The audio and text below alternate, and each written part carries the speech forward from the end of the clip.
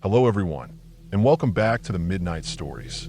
Now, I know a lot of you use these videos to fall asleep, so before you drift off, I thought it would be nice if everyone could leave a comment letting me know where you're listening from the world. Also, don't forget to like and subscribe if you're enjoying the episodes. Alright, let's get comfy, relax, and begin. The Hendersons lived in a quiet neighborhood. A white two-story house with trimmed hedges, wind chimes on the porch, and a swing set in the backyard. That Saturday evening, I was babysitting their two kids, Ben, 6, and Maddie, 4. I was 16 then, saving up for a used car, and babysitting gigs paid well enough. Mr. and Mrs. Henderson were going to a company dinner, not too far away. They'd be back around midnight. It was just after 6 when they left. Maddie had her teddy bear clutched to her chest, and Ben was already glued to the TV. They waved goodbye at the door, and I double-locked it after them. I always did that. The neighborhood was safe, but I didn't take chances. Dinner was chicken nuggets, apple slices, and juice boxes. I cut their food small and made sure Maddie didn't choke. After they ate, we played with Legos for a bit. Maddie lost interest fast and asked to color instead. Ben stayed on the floor, building some kind of spaceship. At 8, I got them both in pajamas. I read them Goodnight Moon and The Giving Tree. Ben always asked questions during stories. Maddie always drifted off faster. By 8:40, they were out. I left their bedroom door open a crack, turned on the hallway nightlight, and went back downstairs with the baby monitor clipped to my shirt. I settled into the couch, TV on low. I had homework in my backpack, but I wasn't going to touch it. I flipped through channels for a while. Then I heard the phone ring. It was the landline. Most people didn't call the house phone unless it was the Hendersons or maybe a neighbor. I got up and walked into the kitchen where the cordless sat on the wall. I picked it up. No one spoke. I said hello again. Still nothing. Just the faintest sound of breathing. Not heavy or exaggerated.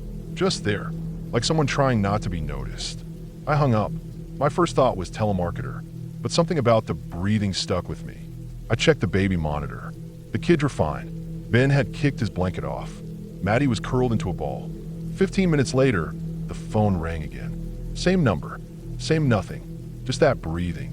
I hung up quicker this time. I wasn't panicking, not yet, but my stomach had that dull, tight feeling, like something was off, but my brain hadn't caught up to it yet. I sat back on the couch. I lowered the TV volume even more. Every creak in the house felt louder. Another 15 minutes passed. Phone rang. When I answered this time, the voice spoke. "Have you checked the children?" It was a man's voice. Not deep, not whispery. Flat, like he was bored. I stood there frozen. Then he hung up. My hand was shaking. I checked on the kids through the monitor again. They were still in bed. I couldn't hear anything strange from their room. I grabbed my phone from my backpack and called the Hendersons. It rang 6 times. No answer. Next, I called 911. I told them someone was prank calling me while I was babysitting. The woman on the other end asked if I knew the caller. I said no. I told her what he said. She told me to keep the doors locked and that they'd try to trace the next call if he phoned again. I hung up and turned off the TV. The house felt huge when it was quiet. I sat at the kitchen table with the cordless phone in my hand, just waiting. It rang again 10 minutes later. Same voice. Same question. "Have you checked the children?" I didn't answer. I just listened. He didn't hang up this time. I could hear him breathing again. Slower now. Then I heard something else. Faint. A tap. Tap. Tap. Like fingernails lightly drumming the surface. Then he hung up. I called the police again. This time I didn't care if they thought I was overreacting. I told them he'd called again. I told them he was watching me. I was sure of it now. The dispatcher stayed on the line with me. She told me to stay calm. I could hear her typing in the background. After maybe a minute, her voice changed. She asked me to confirm the address. I told her. She paused. Then she said, "We're sending a patrol car right now. Do not hang up the phone. Stay where you are." Something in her tone made my chest tighten. I asked her what was going on. She didn't answer directly. She just told me to stay on the line and keep myself safe. Another minute passed. Then she said, "The call." It came from inside the house. I didn't even respond. My knees buckled and I sat down hard on the kitchen tile.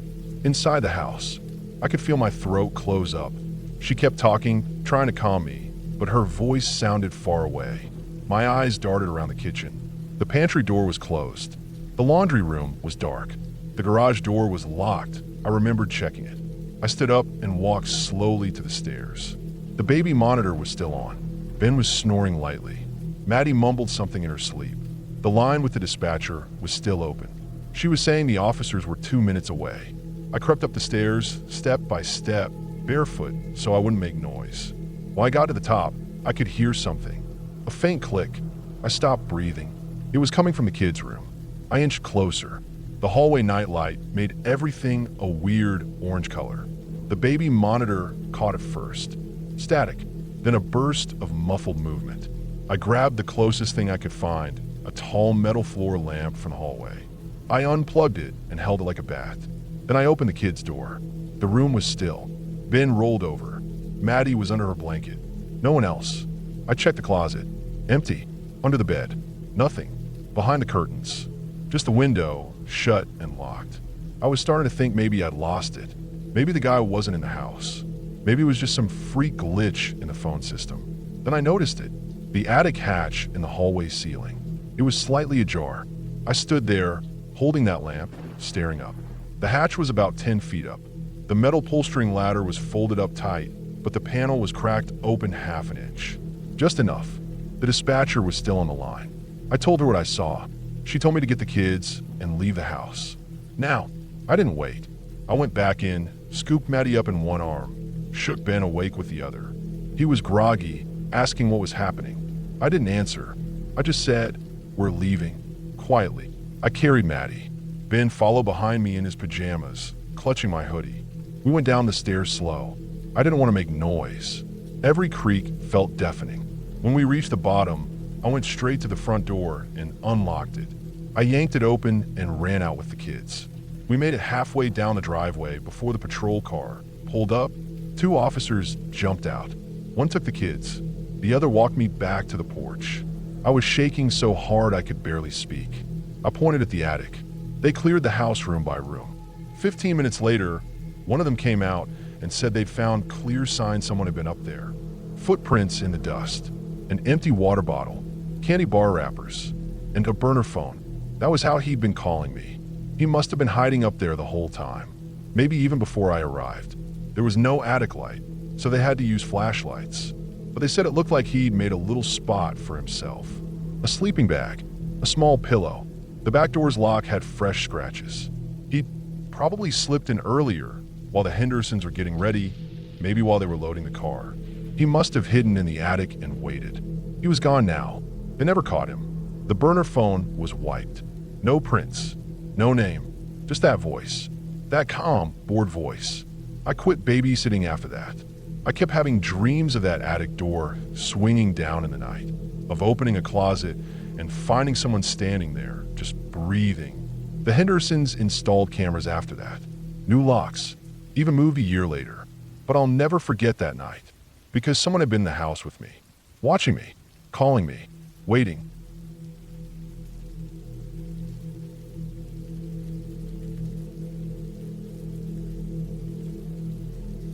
I moved into the apartment in late spring. It was small, just 1 bedroom and a narrow kitchen that looked into the living room. Nothing fancy, but it was mine, and after a few years of living with roommates or couch surfing between jobs, I was glad to finally have a space of my own. The building was older, probably built in the 60s, with a cracked walkway leading to the front door and uneven steps. The paint on the hallway walls was chipped, and sometimes the water ran brown for a second before it cleared. But the rent was cheap, and it was close to my work. That was enough. At first, everything's fine. I unpacked slowly, taking my time to settle in. The kitchen was cramped, but I liked cooking, and I made it work. I kept my groceries organized. Cans on the left side of the cabinet, spices on the right. Frozen meals stacked neatly. Nothing fancy, mostly eggs, cereal, rice, frozen chicken, box pasta. I lived alone and didn't eat much. After work, I'd come home, eat something simple, and watch a show before heading to bed. My routine was predictable. It took about 2 weeks before I started noticing little things that were off. The first time, I thought I was imagining it. I was reaching for a can of beans I was sure I had bought, but it was gone. Just gone. I figured maybe I hadn't bought it like I thought. It's easy to forget things. Then I noticed the cereal. I had a box of honey oats I'd eaten only once. But when I opened the box again, it was halfway gone. I stared at it for a while, trying to remember if I had eaten more than I thought, but I was certain I hadn't. Still, I told myself maybe I was mistaken. I wasn't used to living alone, after all. A few nights later, I heard noises. Not loud, but definite. A soft creak like someone stepping on old wood. I paused my show listening, but it stopped. It came again the next night, around the same time. A faint thump, like something falling in the kitchen. I got up, turned on the light, and looked around. Nothing. Everything was in place. I stood there for a while, just listening to the silence. The apartment had this tiny closet near the kitchen with a low shelf above the jackets. I never paid much attention to it, but that night I looked up at it and felt something, unease, the kind that creeps up on you quietly. A few more days went by. I tried to ignore it all. I didn't have time to be paranoid. Work was stressful. I was tired most days. But the food kept disappearing, small amounts at first. A slice of bread missing. A banana I didn't eat. Milk that tasted like it had been opened already. It wasn't enough to be obvious unless you were looking for it, but I was starting to notice. One evening after work, I opened my fridge and stopped. A plastic container I had filled with leftover pasta was empty, just rinsed clean and sitting where I'd left it. I stood there for a full minute, my mind trying to work it out. I hadn't eaten it. I hadn't rinsed it. I lived alone. I locked all the windows that night, double-checked the front door, and turned on a hallway lamp before bed. Around 2 a.m., I woke up to a sound. It was faint, but unmistakable, a cough. Dry, muffled, coming from inside the wall. I sat straight up. My heart thumped so hard I thought it would break my ribs. I didn't move for a long time. Just listened. Silence followed. I told myself I must have imagined it. Maybe through a vent, maybe from a neighbor. But it didn't feel like that. It had felt close. Too close. I couldn't sleep after that.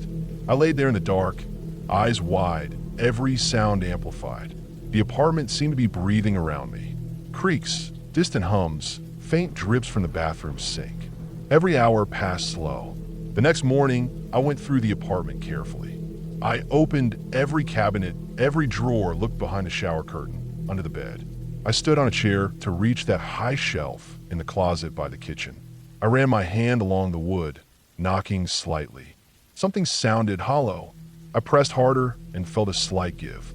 The back panel wasn't fully secured. I pulled at it, and the thin plywood shifted, revealing a small, dark opening behind it. I backed away.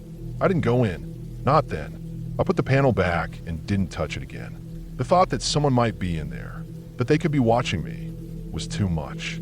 I felt sick. I didn't tell anyone. I don't know why. Maybe because I didn't want to be seen as crazy. Maybe because I hoped I was wrong. That day, I went out and bought a small camera. One of those motion-activated ones meant for pets. I set it up in the kitchen, facing the pantry and the closet, hidden behind a stack of books on the shelf. I let it run for 2 days. On the third day, I watched the footage. It was around 1:40 a.m. when I saw it. The closet door eased open slowly, carefully. A figure emerged, a man. Thin, dirty, wearing what looked like an oversized hoodie and dark pants. His face was gaunt, unshaven, and his movements were slow, deliberate. He walked barefoot into the kitchen, opened the fridge, pulled out a container, and ate straight from it. Then he drank milk from the carton, wiped his mouth with his sleeve, and crept back toward the closet. He paused, looking around, then disappeared behind the panel. I nearly dropped the phone. I didn't sleep that night. I sat up with a knife beside me and the hallway light on. Every little noise made me jump. The next morning, I called the police. They arrived quickly. I showed them the footage, and their expressions changed instantly. 2 officers stayed with me, while another called for backup. They pried open the panel in the closet and found a narrow crawl space, just wide enough for someone to squeeze through. Inside, they found a sleeping bag, empty food containers, clothing, and trash. There were scratch marks on the walls, like he'd used his fingernails or a key to dig at the corners. The space smelled like sweat and rot. It was hard to breathe near it. They searched the rest of the building, and about 2 hours later, they found him. He was hiding in the basement, behind a pile of old furniture and cardboard boxes. He didn't resist. They said he looked disoriented, possibly mentally unstable. He hadn't attacked me or taken anything valuable, just food and space and time. The detective said he'd likely been living in the building for a while, long before I moved in. Maybe months, maybe longer. They believed he used to live there legitimately. Maybe a previous tenant, maybe a squatter who'd found access during renovations or vacancy periods. He must have figured out how to move between the walls and the basement without being noticed. The closet crawl space wasn't visible unless you were really looking for it. He'd been waiting for the right time, watching for someone who lived alone, someone who left at regular hours. I worked 9 to 5, so it was easy for him to come out when I wasn't around. He ate small amounts to avoid drawing attention, washed dishes to not raise suspicion, stayed hidden whenever I was home. The thing that made my skin crawl was how quiet he had to be. Every step, every sound, he kept it all low enough not to wake me. But he coughed. Once. That one slip had been enough. The police took everything. His belongings, the camera footage, even parts of the closet panel for evidence. I asked him how often this kind of thing happened. One of the officers looked at me and said more often than people think. Especially in older buildings, ones with crawl spaces, basements, or in used maintenance paths. People slip through cracks when no one's looking. I stayed at a friend's place that night, and the next. I couldn't go back. Every corner of that apartment felt tainted. The idea that someone had watched me, know my habits, move through my home while I slept, it made my skin feel too tight. I broke the lease, lost my deposit. I didn't care. I packed what I could and left the rest behind. It's been months now. I live in a different part of the city, in a newer building with security and cameras and no hidden spaces. I still check the closets at night, still put a chair under the doorknob when I sleep, still flinch when the floor creaks. People think the scariest things in life are the big, dramatic ones: car crashes, break-ins, random violence. But sometimes the scariest things are quiet, slow, invisible, like someone living in your walls, eating your food, watching you every night, waiting for you to leave so they can pretend they live there too. And the worst part is, if he hadn't coughed, I might never have known.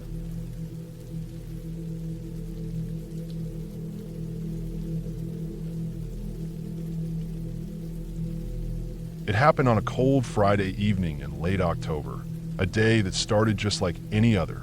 I had stayed after school for a club meeting, and by the time I started walking home, the sun had already dipped below the horizon. The air smelled like wet leaves and would smoke. I remember my breath coming out in white puffs as I walked the familiar route along the edge of our small town. I didn't think much of it.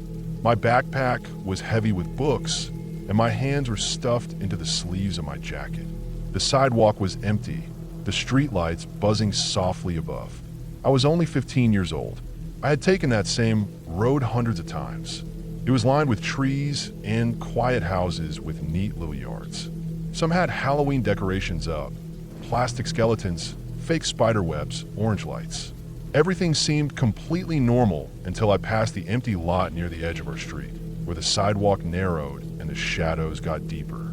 I remember hearing a car engine idling, then a sudden sound behind me, fast footsteps. That's the last memory I have of that night. When I woke up, the first thing I noticed was the smell. Damp concrete, mold, something like old plastic. I was lying on a thin mattress, wrapped in a scratchy blanket. My head ached and my throat was dry. There was no light, just pitch black. I couldn't see anything, not even my own hand in front of my face. I reached out around me and felt the walls. Cold, smooth, border. I started to panic, my breathing sharp and quick. I screamed until my voice went hoarse, pounded on the walls, kicked the door. I didn't even know where the door was at first. I tried everything. No one came. There was no sound except me. It was like I'd been dropped into a hole and buried alive. Hours passed, then maybe days. I don't know. Time doesn't feel real in a place like that. Eventually, the lights flicked on without warning. I covered my eyes from the sudden brightness. A soft hum filled the room, something mechanical like a vent or fan. The room was small. Bara concrete os. A steel door, one bucket in the corner, a shelf with some folded clothes, and a plastic container that held stale crackers, a water bottle, and a toothbrush. That was it. No window, no clock, nothing to give any sense of time or place. At first, I thought maybe someone would come in and hurt me. But nobody did, not right away. I was completely alone. Hours passed, or maybe days. Food appeared outside the door at irregular times. I never saw who brought it. A small flap in the bottom of the steel door would open just long enough for a tray to slide through. It would shut. That was the only contact I had. I screamed through that flap, cried, begged. No answer ever came. After the first few weeks, I started keeping track of the days by scratching marks into the wall with a broken plastic spoon I'd hidden. But eventually I lost count.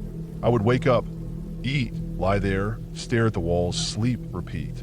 The light stayed on for what felt like endless stretches, then would shut off randomly. There was no pattern. I couldn't even tell day from night anymore. The only thing that changed was sometimes music would play through a small speaker in the ceiling. Soft, tinny old songs. Sometimes children's lullabies. Sometimes static. Once, the Pledge of Allegiance played on loop for what felt like hours. I thought I would lose my mind. I started talking to myself just to hear a voice. I made up fake conversations. Pretended I was home. Pretended I was safe. But deep down, I stopped believing I ever would be again. I tried to escape dozens of times.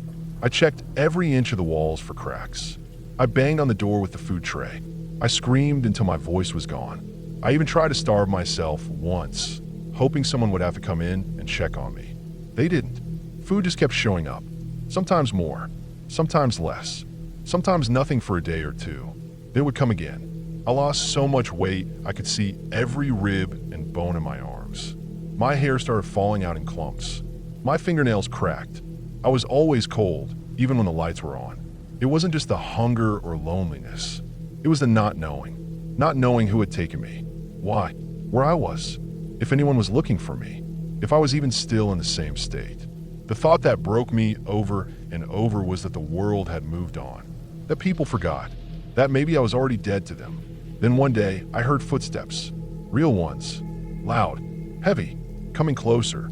I crawled into the corner and held my breath. The steel door opened. My eyes took a moment to adjust. It was a man wearing jeans and a sweatshirt. He didn't say anything, just looked at me, set down a tray with food and a folded blanket, then closed the door again. I screamed at him. I threw the tray at the door, but he didn't say a word. That was the only time I ever saw him. After that, things changed a little. Sometimes the food got better. Microwaved meals, fruit. I was given a comb, a pair of shoes, even a small mirror. I started getting clean clothes once a week. I didn't know what it meant. I didn't know if it was good or bad. It just made me more confused. Was he trying to keep me alive? Was this forever? Over time, I started remembering less and less of who I had been. I could barely picture my parents' faces. I forgot my own birthday. I forgot what my bedroom had looked like. The walls in that room became my whole world. I stopped hoping. I stopped trying to escape. I just existed. And then, 3 years later, everything changed. It was a morning, I think, because the food had come a few hours earlier. I was lying on a mattress when I heard the sound of boots. More than one person. Then yelling, metal banging, a loud crash. The door slammed open and light flooded the room. 2 people in black uniforms rushed in, shouting. One of them knelt down beside me and said something I couldn't understand. My ears were ringing. My heart pounded so hard I thought it would explode.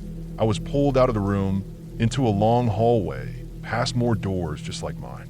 I couldn't walk. They had to carry me. I was rushed up a narrow staircase, through another door, into sunlight. Blinding, warm sunlight. I sobbed. I hadn't felt the sun on my skin in over 1,000 days. They put me into the back of an ambulance, hooked wires to my chest, gave me water. I remember the look on the EMT's face when I asked what year it was. She looked like she wanted to cry. When she told me, my hand started shaking uncontrollably. I had been gone for over 3 years. What I didn't know yet, what no one knew right away, was who had done it. At first, they didn't even tell me. I was taken to a hospital and then a secure care facility. I had to relearn everything. How to eat regular food, how to walk for long stretches, how to talk to people. I couldn't stand being in rooms with doors that shut. I'd panic in the shower. I couldn't sleep unless a light was on. I had to take pills just to calm my nerves. Then one day, my therapist told me, not the details, just the name. It was Mr. Harlan, Mike Harlan, our neighbor, the man who lived 5 houses down, the one who had helped put up the missing posters, who'd stood next to my mother at the town meetings, who had knocked on doors and passed out flyers, who hugged my father and told him he was praying every night. He had built that room under a workshop on his property, soundproofed it, hid it under years of junk and tarps and tools. The police had only found it because a new detective had followed a gut feeling about an odd electricity bill, too high for a workshop that wasn't supposed to be in use. When they searched his place, they found notebooks, pages and pages of observations, logs of everything I ate, when I slept, what I did. He had watched me for months before taking me. He knew my routine, knew the gaps, the places without cameras. He had planned it down to the minute. The worst part? Everyone had trusted him. He was friendly, soft-spoken, volunteered at the food bank, gave out candy at Halloween. No one had suspected him, not once. And all that time, I was just a few blocks away, trapped in a room underground while the people looking for me stood right above my head.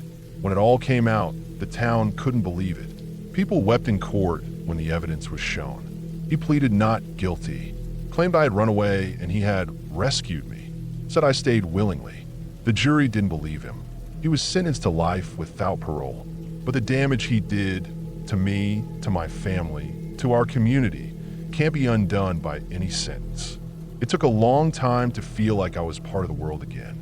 For months, I couldn't be in crowds, couldn't go into basements, couldn't hear certain songs without shaking. I still flinch when I hear the sound of keys turning in a lock, but I've gotten stronger. I have a dog now. I keep my windows open. I take long walks in the sun. I still wake up sometimes in the middle of the night, heart racing, thinking I'm back in that room. But then I see the light, and I remember where I am. I'm 21 now. I've started college. I study psychology. I want to work with kids who've been through trauma. I want them to know they're not broken, that they're not alone. I still have scars, inside more than outside, but I'm not hiding anymore. I'm not afraid of silence. I'm not afraid of memories. He stole 3 years from me, but he didn't take everything. He didn't take who I am. I survived, and I'm still here.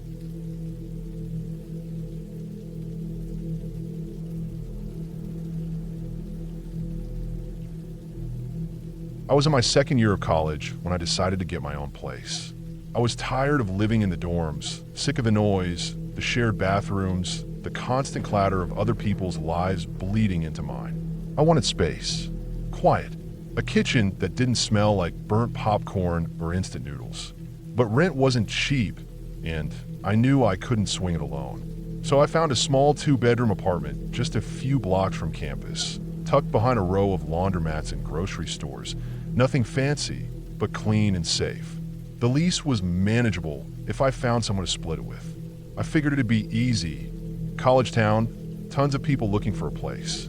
I posted an ad on Craigslist. The ad was simple. Female college student looking for roommate. Clean, quiet, not a partier. Looking for same. I added a few photos of the apartment.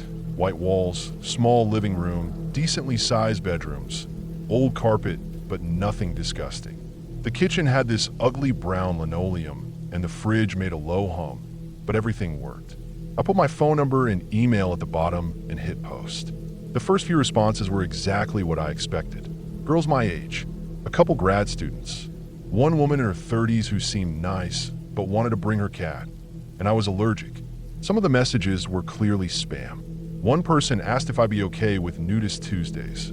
I ignored that one. Then I got a message from a guy named Mark. His email was short.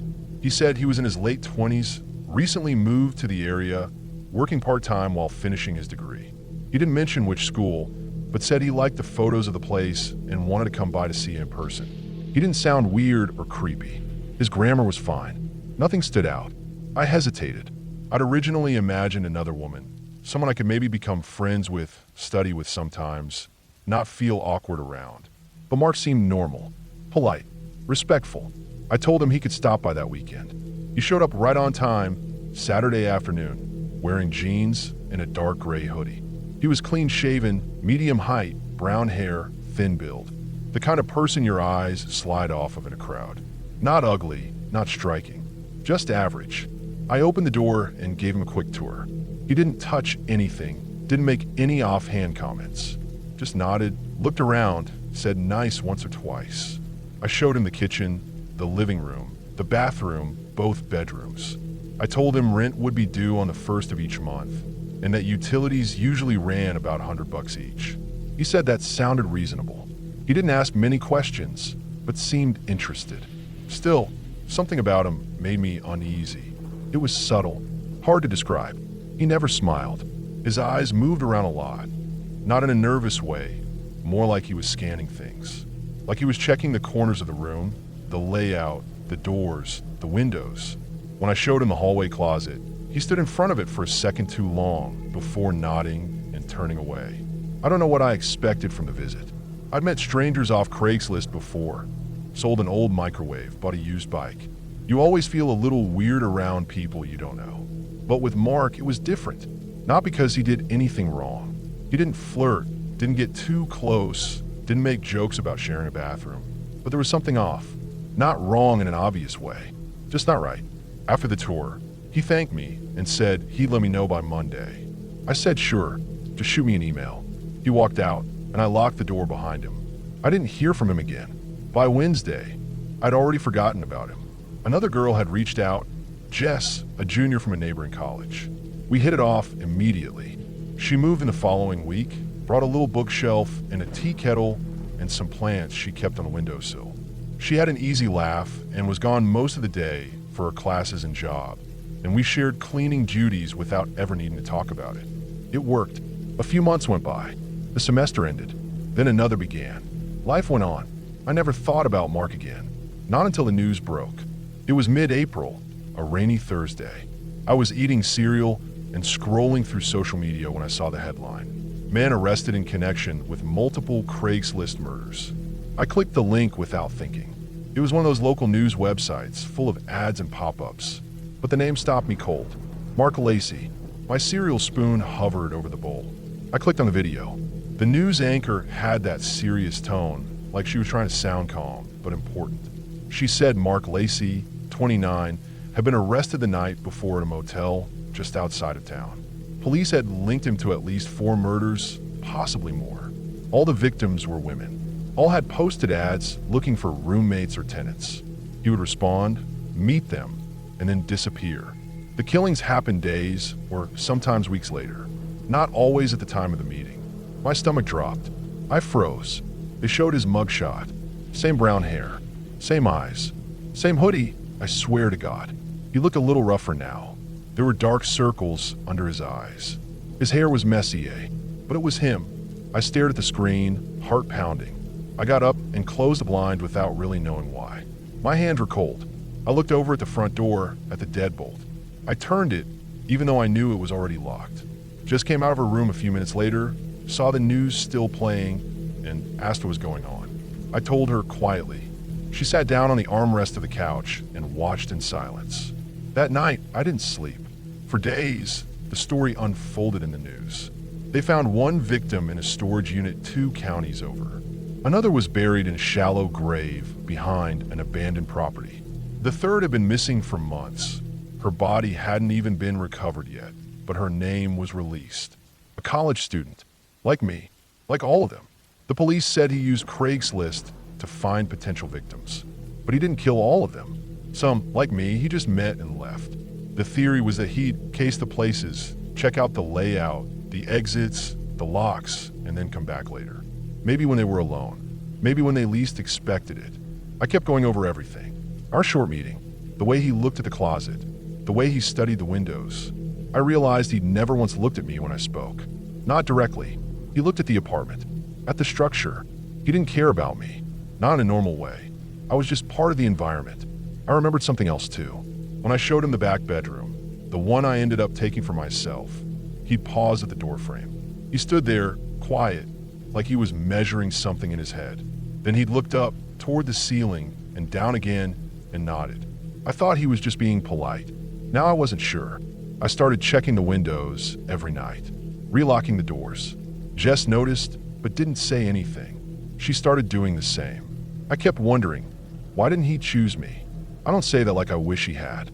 God, no. But I think about it. Why did he skip me? Was it the layout? Did he not like the street? Was it something about me? Did I say something that made me seem suspicious? Or did he just pass me over? Was I lucky? Did something scare him off? I'll never know. And that's what gets to me. The randomness of it. I wasn't smarter than anyone else. I wasn't prepared. I didn't spot the danger. I didn't call the police. I didn't even trust my gut enough to turn him away. I let him in, gave him a tour, smiled. I even shook his hand at the end, and he walked out. They never found all the bodies. Last I read, they believed there were at least 2 more, but they couldn't be sure. He wasn't talking. He'd lured up. No confession, no details, just a list of names and photos the police had to piece together one at a time. I stopped using Craigslist. I deleted my account. I told everyone I knew to do the same. Weeks later, I got a call from a detective.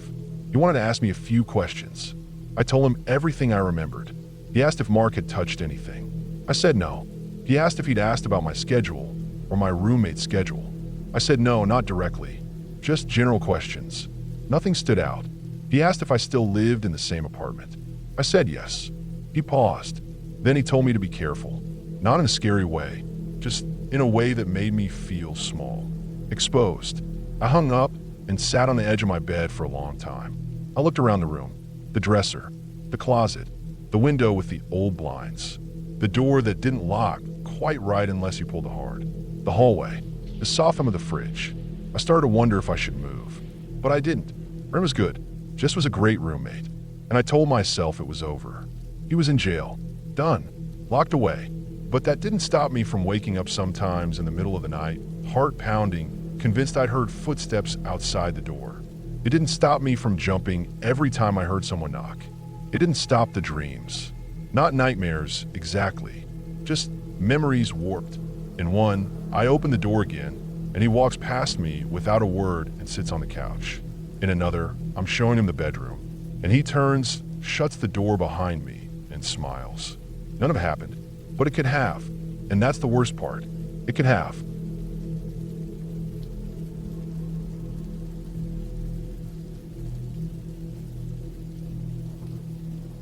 I stayed at the Cecil Hotel for a week in February 2013. I had come to Los Angeles for a job interview and needed somewhere cheap to stay. The Cecil popped up on one of those budget hotel websites. The pictures made it look a little old, but decent enough. Clean rooms, central location, free Wi-Fi. I was between jobs, broke, and running out of options. So I booked it. The lobby looked nicer than I expected. Marble floors, gold trim on the ceiling, big mirrors on the walls. But the elevator was old, the kind that made you wait forever and then groan like it hated every floor. My room was on the 10th floor. When I first stepped inside, the smell hit me. Not rotten or anything, just this faint, musty, metallic smell. I thought maybe the AC filters were dirty or the pipes were rusting. It wasn't unbearable, just strange. The room itself was small. One queen bed, a desk with a missing drawer, a CRT TV that barely worked, and a bathroom that always seemed damp even when I hadn't used it. The water was weird from the start. The pressure was low, like it dribbled out of the tap instead of pouring. I had to cup my hands under the faucet for a while just to wash my face. The taste was off too, like copper or iron or something else I couldn't place. I figured the pipes were old. I brushed my teeth with bottled water after the first night. I didn't spend much time in the room during the day. I was out looking for work, dropping off resumes, going to interviews that didn't go anywhere. But every night I came back, the place felt heavier. I don't know how else to put it. Like the walls were soaking up something invisible, and it got thicker every day. I slept with the TV on, not for the noise, just so there was something else in the room with me. On the third night, I was brushing my teeth in the dim yellow light of the bathroom. The water barely trickled from the tap. I gave up, rinsed with bottled water, and turned to leave when I noticed the bathtub faucet was dripping. Just one slow drop every few seconds. I hadn't used the tub, but maybe the last guest had messed up the knob. I bent down to tighten it and noticed something else. The drip wasn't clear. It was slightly cloudy, maybe even reddish. I stood up quick, told myself it was rust, and went to bed. The next morning, I took a shower because I had an important interview. The water came out dark at first, like it always did, but after a few seconds it cleared up. I stepped in. The pressure was still terrible. I stood there under that weak stream, trying to clean myself, and that smell came back. It was stronger now. Wet metal, old blood, something thick. I got through the shower as fast as I could and got out. That day, something strange happened in the elevator. It was the first time I noticed how long it stayed open between floors. I pressed the button for my floor, and instead of closing right away, the doors would stay open for several seconds, longer than normal. That day, I pressed 10, and the doors just sat open. No ding, no movement, just wide open. I reached out to press the door close button and paused when I saw a shadow in the hallway. Not a person, just the tail end of movement, like someone had turned the corner fast. I didn't think much of it. The hotel was full of people, travelers, long-term renters, probably even people living there unofficially. Still, I found myself looking behind me more often after that. On my 5th night, the water changed again. It came out almost black for the first few seconds, like ink, then turned dark red before finally clearing. I gagged when I saw it. I ran it for several minutes, but it wouldn't fully clear. The color faded, but the smell didn't. It was like something rotting in metal. I didn't shower that night. I was too tired to complain to the front desk. Besides, I figured everyone else had the same problem. I started sleeping less. I'd lie in bed and hear noises from the hallway. Not voices, just shuffling. Footsteps that didn't sound like walking, like dragging. Every time I got up to check, the hallway was empty. Once I saw the elevator door close just as I opened my door, even though I hadn't heard it arrive. I leaned over the railing and looked down the stairwell, but I didn't see anyone. It wasn't fear I felt. It was discomfort. Deep, sticky discomfort that made it hard to eat, hard to sleep, hard to breathe. Then came the news.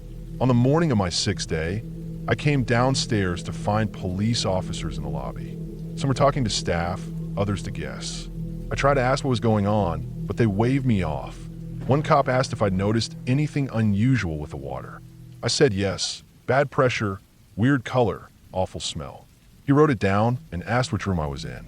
I told him, and he nodded without explanation. The front desk clerk told me there was a problem with the water tanks on the roof. They were sending people up to investigate. I asked if that's what caused the smell. He just said, "We think so." I went back upstairs and tried not to think about it, but then they shut off the water completely. I couldn't even wash my hands. So I left the hotel that afternoon and wandered the city for hours. I ended up sitting in a McDonald's near Skid Row, nursing a soda for 3 hours just so I didn't have to go back. When I returned that evening, the hotel was full of news vans. Reporters were interviewing guests outside. I slipped through the side entrance and went up to my room. As I passed the front desk, I overheard someone say they found her in the tank.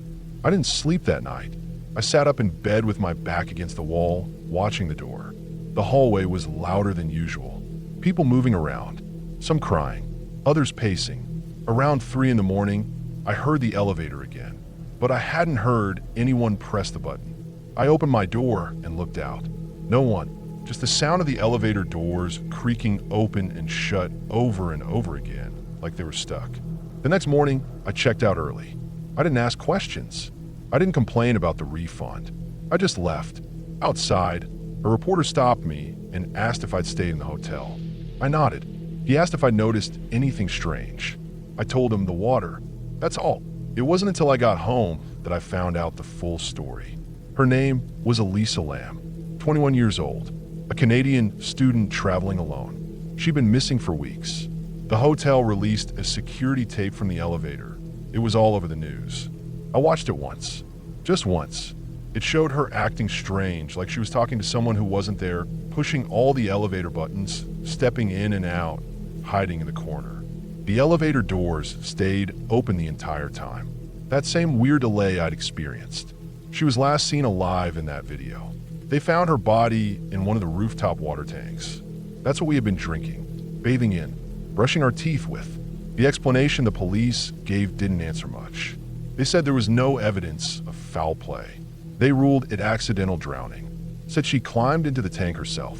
No signs of struggle, no drugs, no injuries. But that didn't make sense. The tanks were hard to get to. The roof was locked. The tanks had heavy lids. No ladder inside. I read that firefighters had to cut the tank open just to get her out. So how did she get in there by herself? I remember seeing the door to the stairs by the end of my hallway. It had an alarm on it. A sign said it was for emergency exit only. I never saw anyone use it, but I thought about it later. If she'd somehow gotten through that door and climbed to the roof, she would have had to scale a platform and lift a heavy metal lid.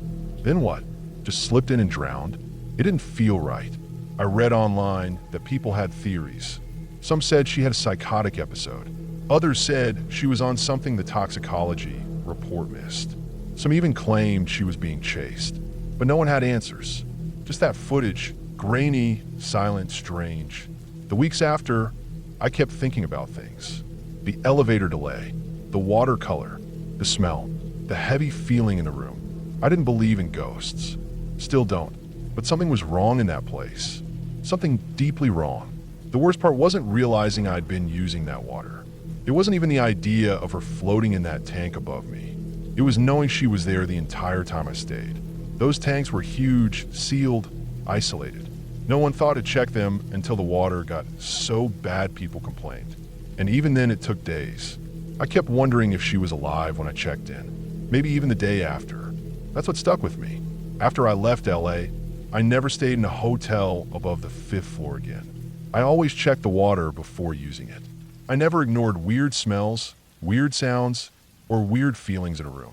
Because the truth is, the world doesn't need monsters or ghosts to be terrifying. Sometimes the most horrifying things are the ones that make no sense.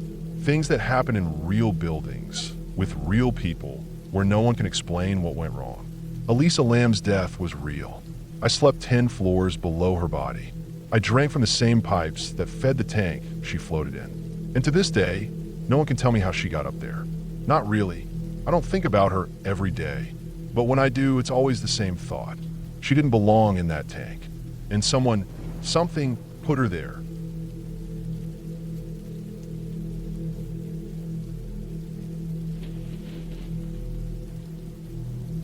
I went to Bulgaria in late June. I was 28, healthy, fit, and needed a break from work. I was working in Hamburg, long hours, little sunlight. A friend had told me that the Black Sea coast was beautiful in summer, and cheap too.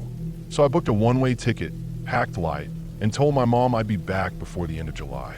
The flight was smooth. I landed in Varna, then took a bus to Golden Sands. The beach was packed with tourists, most of them German or British. The weather was warm. I spent the first few days drinking beer, swimming, and eating grilled meats from little street vendors. I kept mostly to myself, but I wasn't unfriendly. I talked to people when they talked to me. I kept in touch with my mom every day. Just short texts, mostly to let her know I was okay. Around day 4, something happened. I was out at a bar near the beach. I didn't even drink that much, just a couple beers. There were some guys there, locals I think, and one of them bumped into me. I don't even remember what started it, but it got physical. One of them hit me in the side of the head, right near my left ear. It rang for a while after, sharp and painful, but I didn't black out or anything. The fight didn't last long. Security dragged us all outside. The next morning, I noticed something strange. My ear still hurt, and now I was hearing this dull pressure inside my skull, like being underwater. My balance fell a little off too. I didn't think too much of it. I figured I'd go to a doctor if it didn't get better in a few days. But that day, I also started getting a weird feeling. Not just in my head, like someone was watching me, following me. I thought maybe it was paranoia, maybe I was just shaken up from the fight. But it didn't go away. At restaurants, I kept looking behind me. On the beach, I'd scan the people around. I didn't recognize anyone, but that didn't help. I just felt unsafe, uneasy. By the next day, the pressure in my ear had gotten worse. I went to a local clinic. The doctor didn't speak much English or German, but I understood that he thought it was a rupture in the eardrum. He prescribed me antibiotics and told me to avoid flying for a few days. I didn't want to stay longer. I felt like I was being followed. That's when I texted my mom. They won't let me leave. I'm being followed. I didn't explain. I just wanted her to know something was wrong. But I didn't want to scare her too much either. That night, I barely slept. I kept hearing noises in the hallway outside my room. Footsteps, a door closing down the hall. I stayed quiet and listened. I didn't see anyone when I peeked out the peephole. The The pressure in my head made it hard to focus. Everything felt muffled. I kept my backpack close by, shoes next to the bed, just in case I had to leave fast. The next morning, I booked a flight back home for that afternoon. I didn't care about the doctor's advice. I needed to get out of Bulgaria. I packed up quickly and left for the airport early. At the Varna airport, things got worse. I checked in my bag, went through security. I tried to stay calm, but I felt like everyone was staring at me. At the gate, I kept seeing a man standing nearby, looking at his phone but glancing at me often. I moved to a different seat. 10 minutes later, I saw him again, closer this time. That's when I left. I don't even know what pushed me over the edge, but I got up and walked away fast. Not toward the exit, toward the side of the airport, then out a fire door. The alarm didn't even go off. I left my luggage, everything. I just started running. Outside the airport, there were fields and woods beyond the fence. I climbed it, scraped my leg doing it, but didn't stop. I kept running into the trees. It was hot, and I was sweating, but my body was running on panic. I didn't know what I was running from. That made it worse. I had my phone, but the signal kept dropping. I tried calling my mom, no connection. I turned it off to save battery. I thought I'd just get to a road, flag down a car. But the woods were deeper than I expected. After an hour, I was completely lost. I stopped to catch my breath and listened. Nothing, just birds and wind, but the silence felt fake, like something was holding its breath nearby. I sat against a tree, heart racing. I thought maybe I had a concussion. Maybe my ear injury was messing with my brain. I hadn't eaten anything since morning. As evening came, the lights started to fade. I walked in what I thought was a straight line, looking for a path or a road. But all I found were more trees. At some point, I realized I was going in circles. I found the same bent tree I'd passed before. I cursed out loud, threw a rock at it, then sat down again. I hadn't seen a single person. No cabins, no roads, no signs. That night was cold. I had no jacket, no food. I curled up in the leaves, trying to sleep, but I kept jerking awake to every sound. Twigs cracking, something brushing against a branch. My mind ran wild with possibilities. Wild animals, people following me, hallucinations. I kept telling myself I just needed to wait for morning, then walk toward the rising sun. When morning came, I started walking again. I was thirsty now, my mouth dry, tongue heavy. I followed a slope downward, hoping it would lead to a stream. Around midday, I found water, slow, dirty water in a shallow creek. I drank it anyway. It tasted like mud, but I didn't care. I splashed some on my face and kept moving. I felt like I was being watched again. That same feeling from before. Not noise, just pressure. I found a clearing later that day. Someone had built a kind of makeshift shelter, just sticks and a tarp. I thought maybe someone was living out here. I approached carefully, but it was empty. Old cans were stacked in a corner. The ground was disturbed like someone had been there, but not recently. I didn't feel safe staying there. It didn't feel abandoned. It felt paused, like someone had stepped out and would return any second. That night, I had a fever. I was shivering but sweating. My ear throbbed so bad I couldn't lie on that side. My vision blurred when I stood. I threw up twice, though I had nothing in me. The next day was worse. I could barely walk straight. I started seeing things that weren't there. I saw a road, once a perfect strip of asphalt, but when I ran to it, it vanished. Just more trees. I heard my name whispered behind me. I turned, nothing there. I don't know how long I was out there. Time stopped making sense. I counted 2 more nights. I stopped drinking the water after the fever got worse. My lips cracked, my stomach twisted in pain. I wanted to call my mom again, but the phone was dead. I tried turning it on once, it blinked then shut off. I cried then, not loud, just a quiet sob while I sat in the dirt, legs folded under me. I couldn't even think straight. Eventually, I stopped walking. I stayed in one spot, too weak to move. I heard a plane once far above. I waved my arms, though I knew it wouldn't matter. I wrote my name in the dirt with a stick. Laos, then Germany, then help. I laid next to it and waited. That was my last real memory. After that, it's all dark. I don't know how long I was unconscious. But when I opened my eyes again, I wasn't in the woods. I was in a hospital, not in Bulgaria, back in Germany. A nurse was checking my IV. I couldn't talk. My throat felt like sandpaper. I was too weak to lift my arms. But I heard her speak German. I started crying right there. It took days before I could talk properly. My mom came. She'd flown out as soon as the authorities called her. A Bulgarian farmer had found me on the edge of his property, barely alive. I'd been missing for nearly 6 days. I lost almost 10 kilos. My left eardrum had ruptured completely, and I developed a severe inner ear infection that spread. The hallucinations, the fear, the confusion, it was all part of it. A combination of fever, infection, dehydration, and panic. There was no stalker, no secret group following me, no men at the airport trying to stop me. The man I saw probably wasn't even looking at me. My brain had created it all. The pressure in my head, the imbalance, the paranoia, it built until I couldn't separate real from imagined. I ran into the woods, not because someone chased me, but because I thought someone was going to. And out there, I nearly died for it. It took weeks to recover. Months, really. Even now, I have hearing loss in my left ear. I get dizzy sometimes when I stand too fast.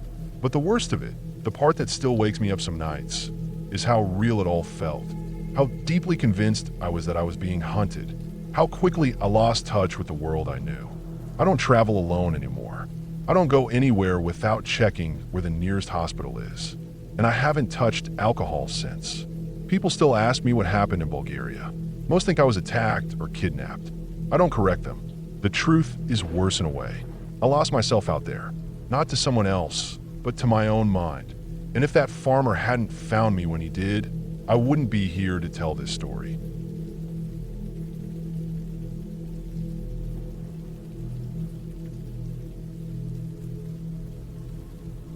I live alone in a small city just outside of Fukuoka, Japan. My apartment is a one-bedroom unit on the top floor of a 3-story building. It's nothing fancy, just a narrow hallway that leads to a small kitchen, then a short step down into the main room with a sliding door to the balcony. I work at a local logistics warehouse, long shifts from early morning to evening. Most nights I come home exhausted, eat something simple, shower, then fall into bed. It's a quiet life. I like quiet. That's why I chose to live alone. About 6 months ago, I started noticing little things that felt off. At first, it was small, nothing big enough to be sure of. A carton of milk I thought was more full. A missing banana. A cup in the drying rack that I hadn't used in days. I figured maybe I just forgot. I chalked it up to being tired, not paying attention, maybe even misremembering. It wasn't often. Once or twice a week, something would seem different than I remembered it. I told myself I was just being paranoid, but it kept happening. One morning I opened the fridge and saw a rice ball wrapper I didn't recognize. It was the convenience store kind, from Lawson. I hadn't bought it. I always get my lunch from the company cafeteria. I tossed it out, but it stuck in my mind. A few days later, I noticed the toilet seat was up. I always put it down after using it. Always. I grew up with sisters, so it's a habit. That time, I stared at it for a full minute, just standing in the bathroom, trying to figure it out. Still, I said nothing to anyone. I didn't want to sound crazy.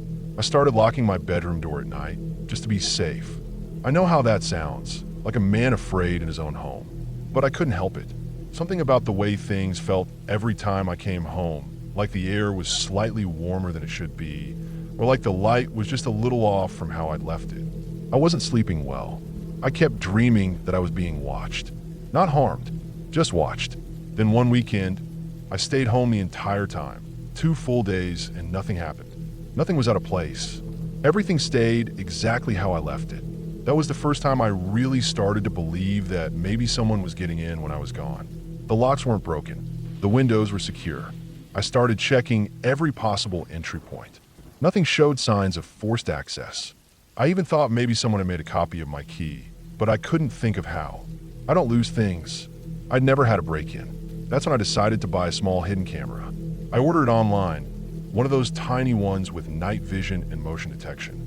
It looked like a USB charger, but it had a lens built into the front. I plugged it in near the microwave, facing the kitchen and the hallway that led to the main room. I told myself I was just doing it to feel better, just to prove that nothing weird was happening, that I was being irrational. But deep down, I knew I was expecting to see something. I set the camera up on a Thursday evening before bed. I didn't check the footage until Saturday night. I don't know why I waited.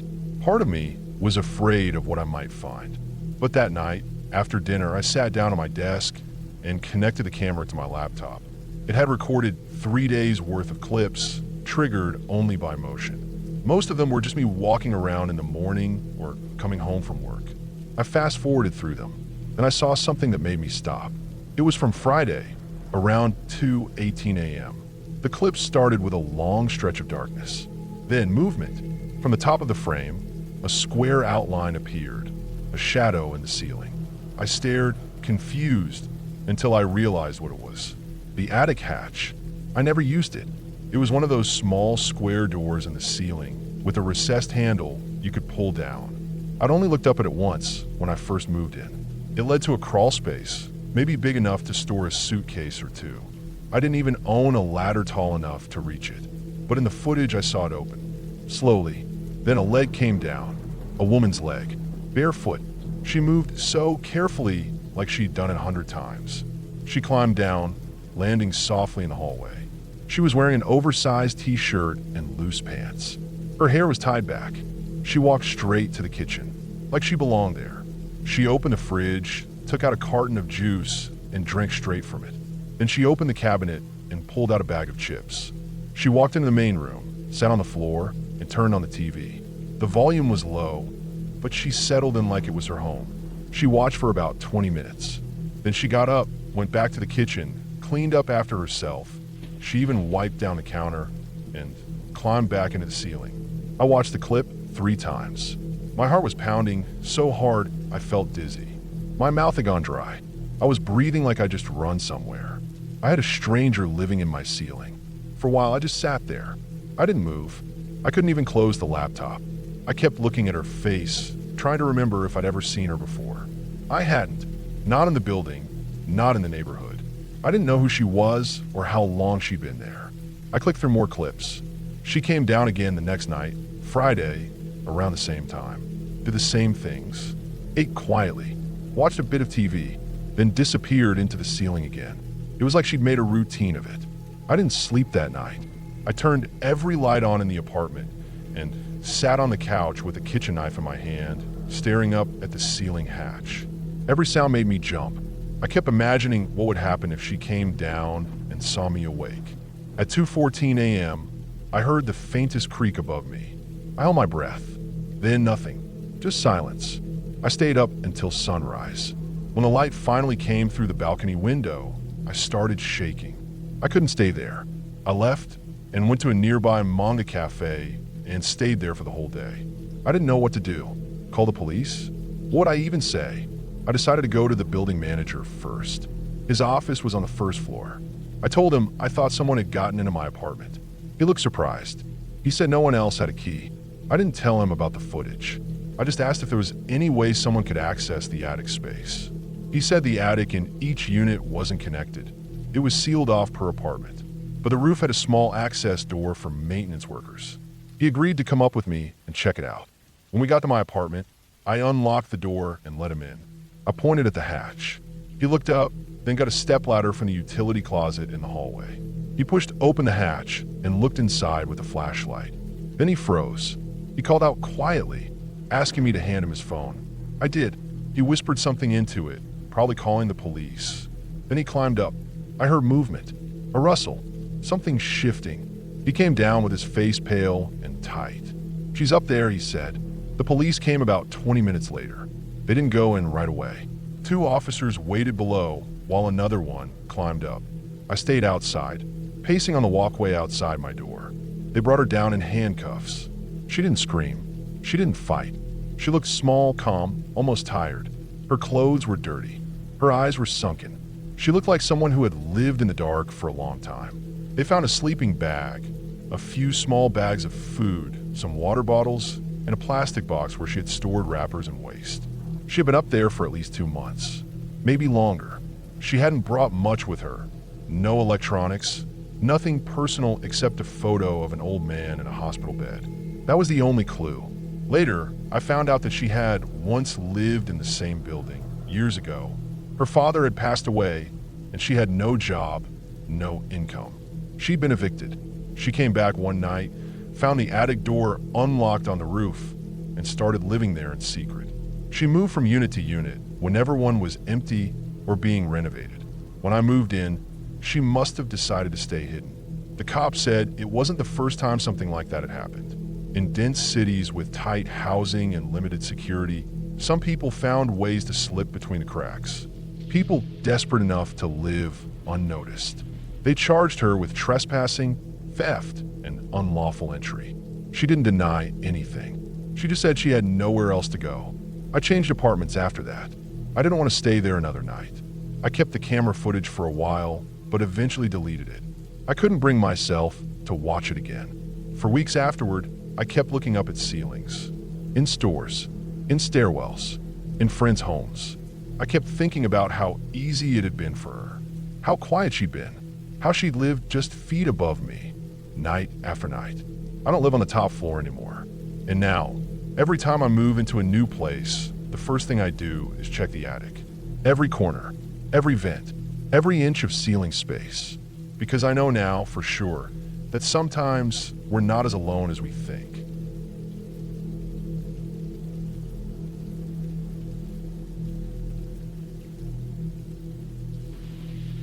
I matched with him on a Wednesday night. I remember because I had just come back from a long shift at the office and didn't feel like doing anything except curling up on the couch and scrolling through dating apps. His profile showed up after maybe 5 or 6 swipes. He looked decent, not movie star attractive, but clean and put together. His name said Daniel. He worked in finance, and he lived just a couple of neighborhoods over from me. He had a few photos, one in front of a lake, one at a coffee shop, one in a suit with a drink in his hand. His smile was relaxed, not forced. His bio said he liked hiking, reading true crime books, and cooking. It all sounded safe, normal, maybe even a little boring, which was exactly what I wanted at that point in my life. I'd dated enough emotionally unavailable guys and loud party types. I just wanted someone who would show up when they said they would. I swiped right, and within minutes we matched. He messaged me first, something simple like, "Hey, how's your week going?" The conversation felt natural. Not too intense, not flirty in a gross way. Just back and forth small talk.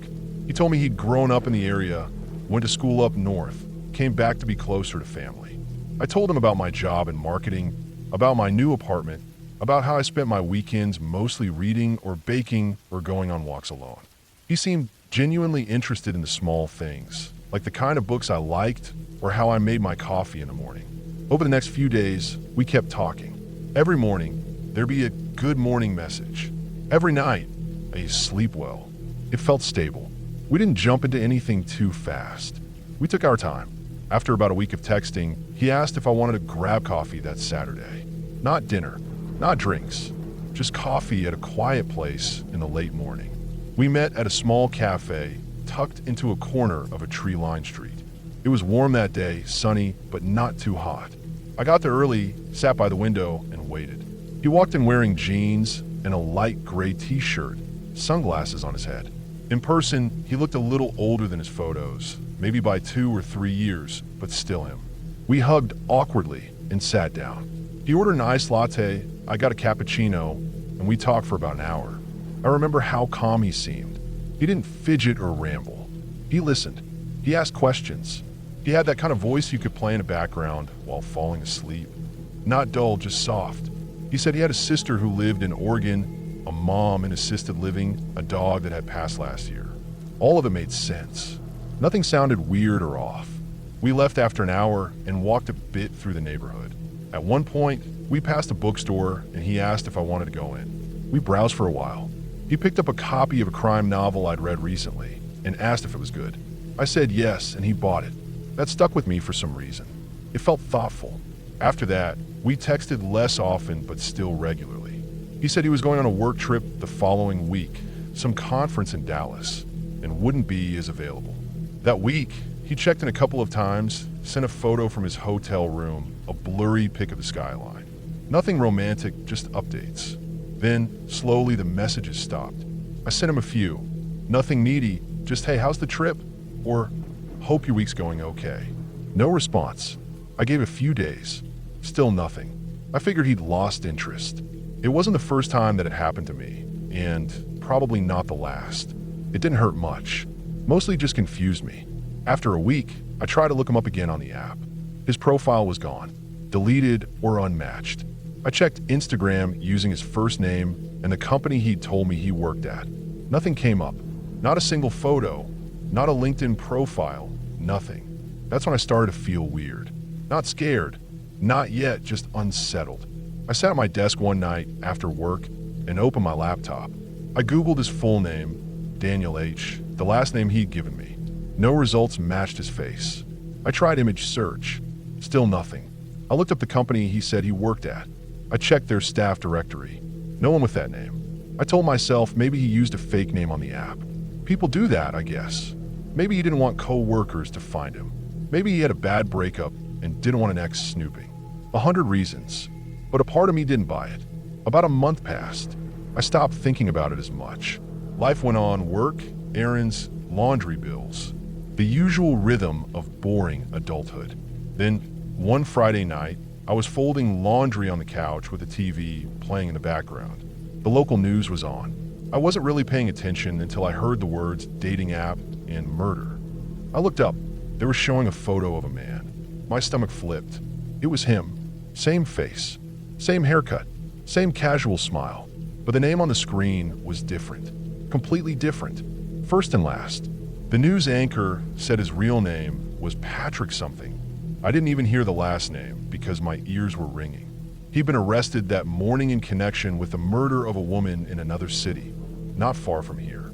They met on a dating app. He'd used a fake name. She'd invited him over to her place. Neighbors reported hearing yelling, then nothing. Her body was found 2 days later. Strangled. No signs of forced entry. No nobody. Just dead. I dropped the laundry and sat frozen for a while. I couldn't move. I replayed everything in my head, his voice, the way he sat across from me, how he held his cup with both hands, how he looked down when he laughed. All of it came back like a flood. And I kept thinking, what if he'd picked me instead? I didn't sleep that night. I didn't sleep the next night either. I went back through all our texts, all our messages, every photo he sent. I took screenshots. I wrote down every detail I could remember.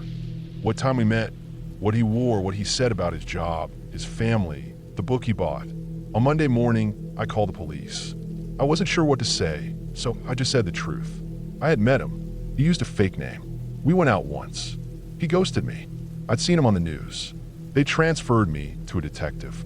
He asked me a lot of questions, how we met, what he said, if he ever came to my place. I told him everything. The detective didn't say much in return. Just took notes, thanked me, and said someone might follow up. For the next few weeks, I kept checking the news. More information came out. They found photos of at least 3 other women on his phone. Some of them were recent. Some had vanished years ago. They didn't say how many, but they hinted it might be more than 4. I wasn't one of them. I kept telling myself that. I wasn't one of them. I changed the locks on my apartment. I stopped going to that cafe. I deleted all my dating apps. I told my friends, told my sister, even told my boss in case I needed time off. Some of them hugged me. Some just stared. Nobody knew what to say. What do you say to someone who had coffee with a killer? One night, about 2 months later, I got a call from a number I didn't know. I let go to voicemail. It was the detective. He said they'd confirmed my story, that my information had helped fill in some blanks. They'd found a receipt from the bookstore where he bought the crime novel. The time matched exactly with the day I said we met. They thanked me. That was it. In the months after, I started seeing a therapist. I had nightmares. Not about him chasing me or killing me, just normal moments. Sitting across from him at the table, walking past the bookstore, watching him pick up that book. It wasn't the violence that haunted me. It was how ordinary it all felt. How calm. How nothing felt wrong until it was too late. I never understood how people could fall for con men or serial killers. I used to think, how could you not know? But now I do. Because they don't come with warning signs. They don't come with music or red lights or glowing eyes. They come with small talk and coffee dates and soft voices. They come with fake names and quiet smiles. I'm careful now, not just with dating, with everything. I watch people more closely. I listen harder. I pay attention to the details, the things they say, the things they don't. I don't meet strangers alone. I don't let anyone walk me home unless I know them. I lock my doors twice, and sometimes when I pass by that bookstore, I think about that book he bought. I wonder if he ever read it, if he finished it, if he saw anything of himself in it. I haven't dated anyone since. I don't know if I will. Maybe someday, maybe never, but I'm still here. I'm still alive, and that's more than I can say for her.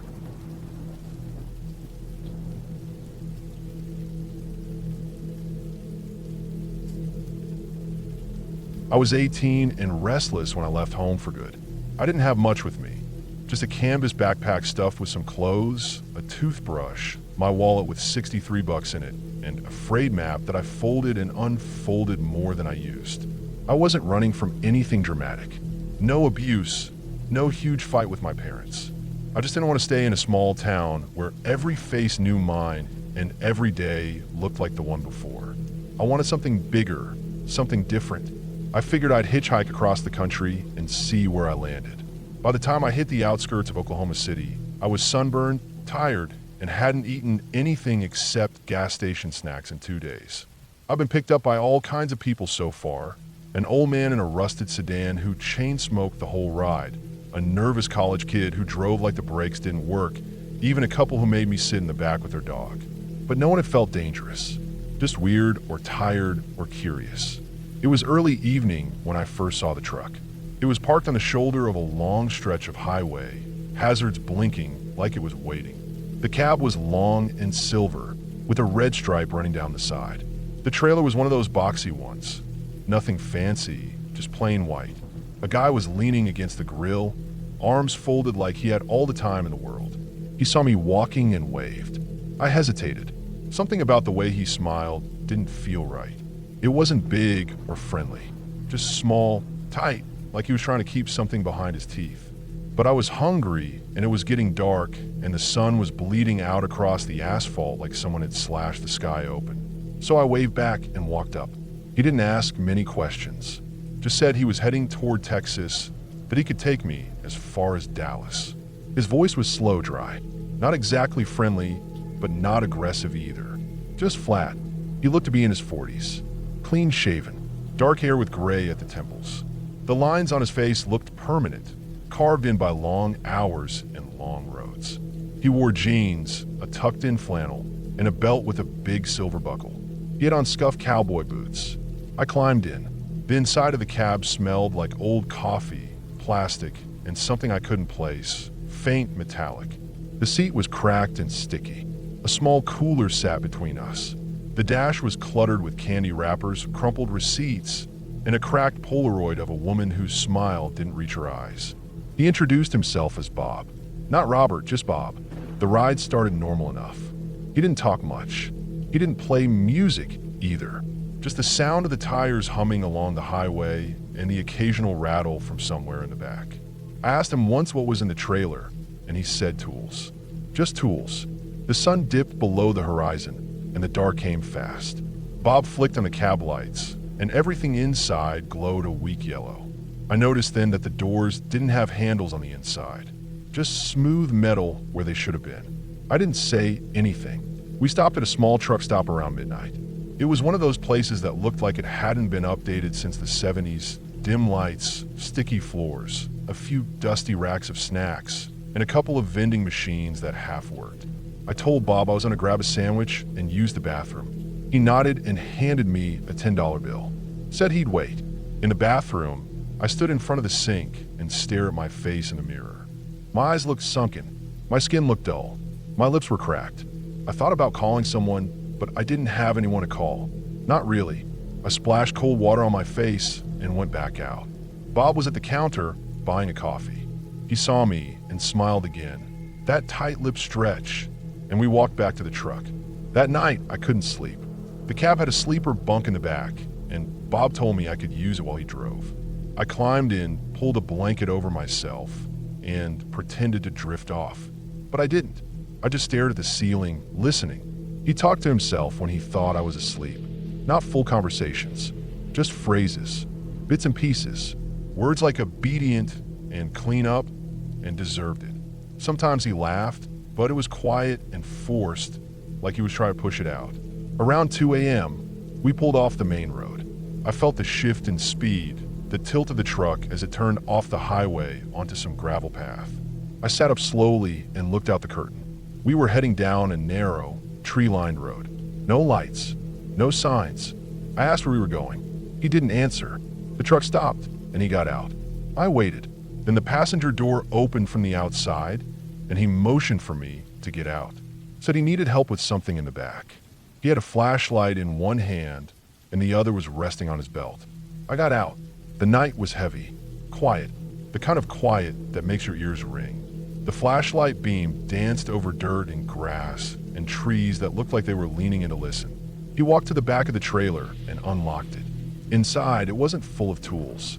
It was a room, or something like a room. The walls were lined with padding, old, dirty padding like you'd see in a gym or a mental hospital. There was a chair in the middle. Not just any chair. This one had metal cuffs on the arms and legs. A small table beside it held things I didn't want to name. Pliers, clamps, a knife with a blackened handle. He looked at me and said, "Get in." I didn't move. He stepped toward me. I ran. I didn't think, I just turned and ran into the trees.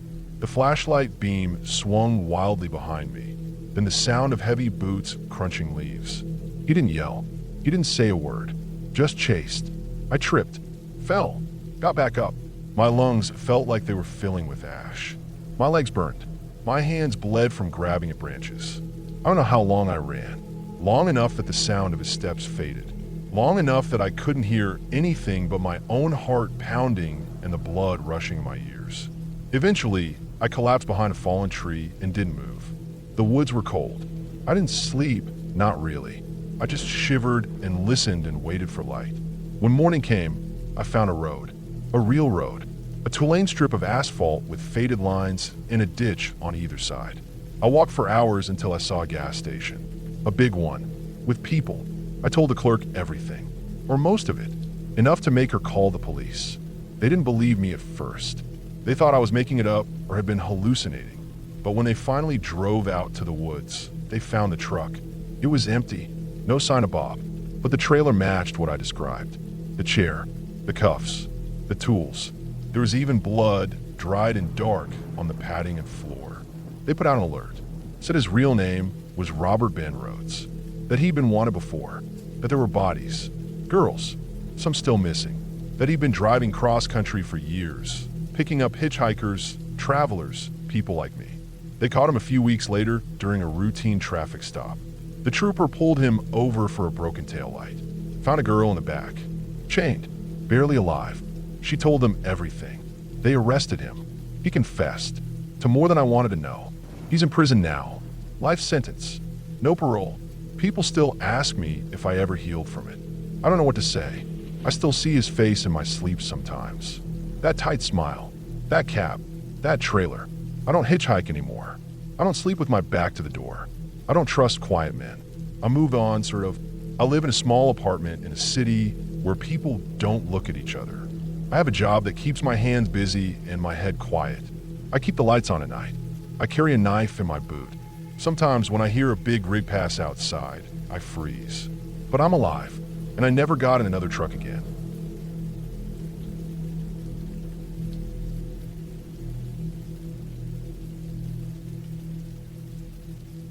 I booked the hotel online a week before flying out. It was my first time in Las Vegas. I wasn't there to party or gamble, just needed a break. Work had been a mess lately. My apartment lease was ending. My sister and I weren't talking. Everything felt heavy. I just needed quiet, a clean room, a bed to lie on, some hours away from my life. The place I picked wasn't fancy. Not one of those high-rise casinos with rooftop pools or flashing signs.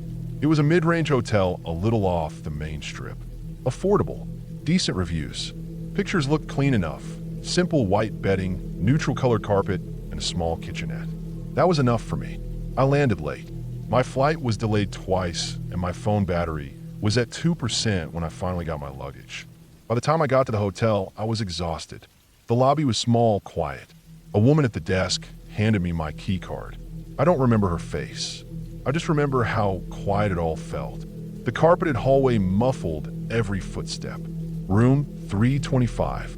I remember the number because I had to try the card 3 times before the green light blinked. I stepped in. The room was warm. Too warm. I dropped my bag by the door and went straight for the air conditioner, twisting the dial until the unit buzzed to life. The hum of cold air filled the space. I didn't notice the smell right away. Jet lag and exhaustion can dull your senses. All I really cared about was showering and sleeping. I remember sitting on the edge of the bed, scrolling mindlessly on my phone until it finally died in my hand.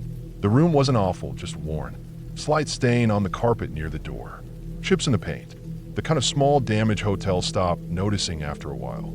Still, the sheets looked clean, the bathroom was stocked, and I was too tired to care. I took a long, hot shower, climbed into bed. I didn't even set an alarm. That first night, I slept like a rock, out cold for hours. When I woke up the next morning, I noticed it. A faint, sour odor, like something left in the sun too long. Not strong, just there, lingering. I figured it was the air conditioner at first, or maybe the drain in the bathroom. I opened the small window, aired out the space, then left for the day. I didn't do much, just wandered around the city, saw some of the big hotels, ate at a diner. By evening, I was back in bed with takeout and a bottle of water. That smell was still there. A little worse now. The room didn't feel fresh. It felt used, like someone else's leftovers were in the air. That night, I had trouble sleeping. I tossed and turned. The pillows smelled faintly of the same thing. Something rotten, but not strong enough to make sense. I try not to think about it. The next morning, the smell was stronger. Thick. It had weight now. I could feel it in my throat. I opened the window again, turned the AC off, lit a cheap lavender candle I'd picked up at a drugstore. Still, it hung in the air like a curtain I couldn't pull back. I went down to the front desk, mentioned the smell. The woman there barely looked up from her screen. Said housekeeping would check it out. That evening when I returned, the room was tidier. The trash had been taken out. Fresh towels folded on the rack. But the smell was still there. Stronger somehow. By then it had shifted. No longer just sour. It was musky. Vet. Like spoiled meat left in plastic. I stood in the center of the room and tried to find the source. I opened the fridge. Empty. Sniffed the trash. Clean. Pulled back the curtains. Nothing. I got down on my knees and sniffed near the bathroom door. The smell was strongest near the bed. I lifted the mattress and checked the sheets. Clean. I got on my knees again and looked under the bed. It was dark. I couldn't see anything. I don't know why I didn't look closer that night. Maybe because part of me didn't want to find anything. I convinced myself it was a plumbing issue. Maybe mold in the carpet or something rotting behind the wall. The third night was the worst. I hardly slept. I woke up every hour. The smell was thick, almost sweet now. The kind of scent that coats the inside of your nose. I wrapped my hoodie around my head. I even tried sleeping in the armchair by the window. Nothing helped. The next morning, I went downstairs again. I was more insistent this time. Told them the room smelled terrible and I couldn't sleep in it anymore. I asked for a different room. The man at the desk, different from the woman before, just nodded slowly and said they'd get housekeeping to check again. I didn't argue. I didn't have the energy. I went for another long walk. That afternoon, when I came back, the room door was propped open. 2 housekeeping staff were inside. One of them had pulled the bed frame out from the wall. I stood in the doorway. They didn't see me right away. Then one of them said something in Spanish, loud, urgent. The other turned sharply and stepped back, hand covering his mouth. I stepped into the room just as one of them looked up at me. His face had gone pale. He told me to wait outside. I stood in the hallway. I didn't move. Within minutes, there were voices. Radios. The manager showed up, a tall man in a black polo shirt. He walked right past me. Then the hotel security guard. Then 2 officers. I stood frozen, arms crossed, while they all filed in and out of the room. They didn't let me back inside. A woman from the front desk came up with a key card and led me to a different room down the hall.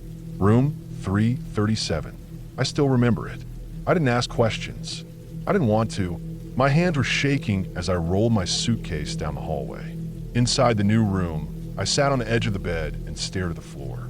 I don't remember how long. Later that evening, an officer knocked on the door. She asked to speak with me. She told me, very simply, that a body had been found under the bed in room 325. A man, likely there for several days, maybe longer. Decomposition had started. That's what the smell was. She asked me questions when I checked in, what I noticed, if I had seen anything unusual. I answered as best I could, but I didn't know anything. I hadn't seen anyone. I'd been in that room for 3 nights. 3 nights sleeping over a corpse. That realization didn't hit me all at once. It sank in slowly, like cold water rising around your ankles. The more I thought about it, the worse it felt. I had eaten in that room, brushed my teeth, watched TV, slept, and underneath me, directly beneath the mattress, a dead man had been rotting. The officer said it looked like the body had been stuffed into the box frame, between the wooden slats and the floor. That's why no one noticed right away. There was no blood, just the smell. The staff had ignored it. I had ignored it too for a while. They didn't tell me who he was. I asked, and the officer just said it was an open investigation. Later I learned more, not from the police, but from news articles. The story hit local outlets within days. He was a man in his late 30s. No ID, no known address. Hotel staff claimed they had no record of him checking in. No surveillance footage of him entering the building. One theory was that he had been killed elsewhere and brought in through the service entrance, dragged in a laundry cart hidden during shift change. Another theory was that he had been squatting in empty rooms, hiding under the bed when staff entered, and someone caught him. No one knew for sure. The autopsy report said he'd been dead for at least 4 days before he was found. That means he was already there when I checked in. That part kept me up at night. The idea that I had walked into that room, placed my bags on the floor, laid down, and never once realized someone was lying under me dead. The police cleared me of any connection, of course. There was never any suspicion toward me, but that didn't make it easier. The hotel refunded my stay, sent a formal apology letter, offered a voucher for a free future stay, which I obviously never used. They cleaned the room, replaced the mattress, repainted the walls. A few months later, it was listed again online like nothing ever happened. But I couldn't forget it. For a long time afterward, I couldn't sleep in hotels. I tried. I'd travel for work, check into a room, sit on the edge of the bed, and feel sick. I started checking under every bed, every time, no matter how nice the hotel was. I'd get down on my knees, lift the edge of the mattress, and shine a flashlight underneath. Every time, my friends laughed when I told them, thought I was being dramatic, but I couldn't explain it in a way that made sense. You don't understand what it does to your mind, knowing you slept in the same room as death. Not near it, not next to it, on top of it, over it, for 3 whole nights. Sometimes I still dream about it. The smell comes back in waves. I'll wake up sweating, feeling it in my nose and the back of my throat. That thick, sour sweetness. Even now, years later, I don't sleep easily. I use a fan for noise. I keep a flashlight by the bed. I check the closets, check the bathroom, check under the bed. Every time.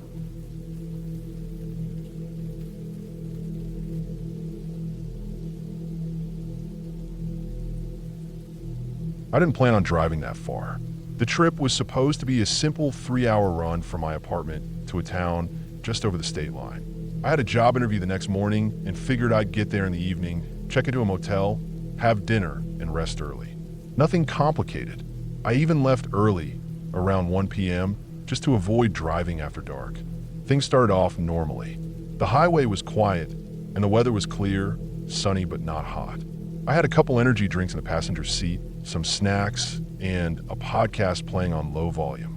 After about 2 hours, the GPS alerted me to take an exit that would shave off about 20 minutes. I followed it without really thinking. At first, it didn't seem like anything strange. The new route took me down a narrow but paved road through what looked like farmland.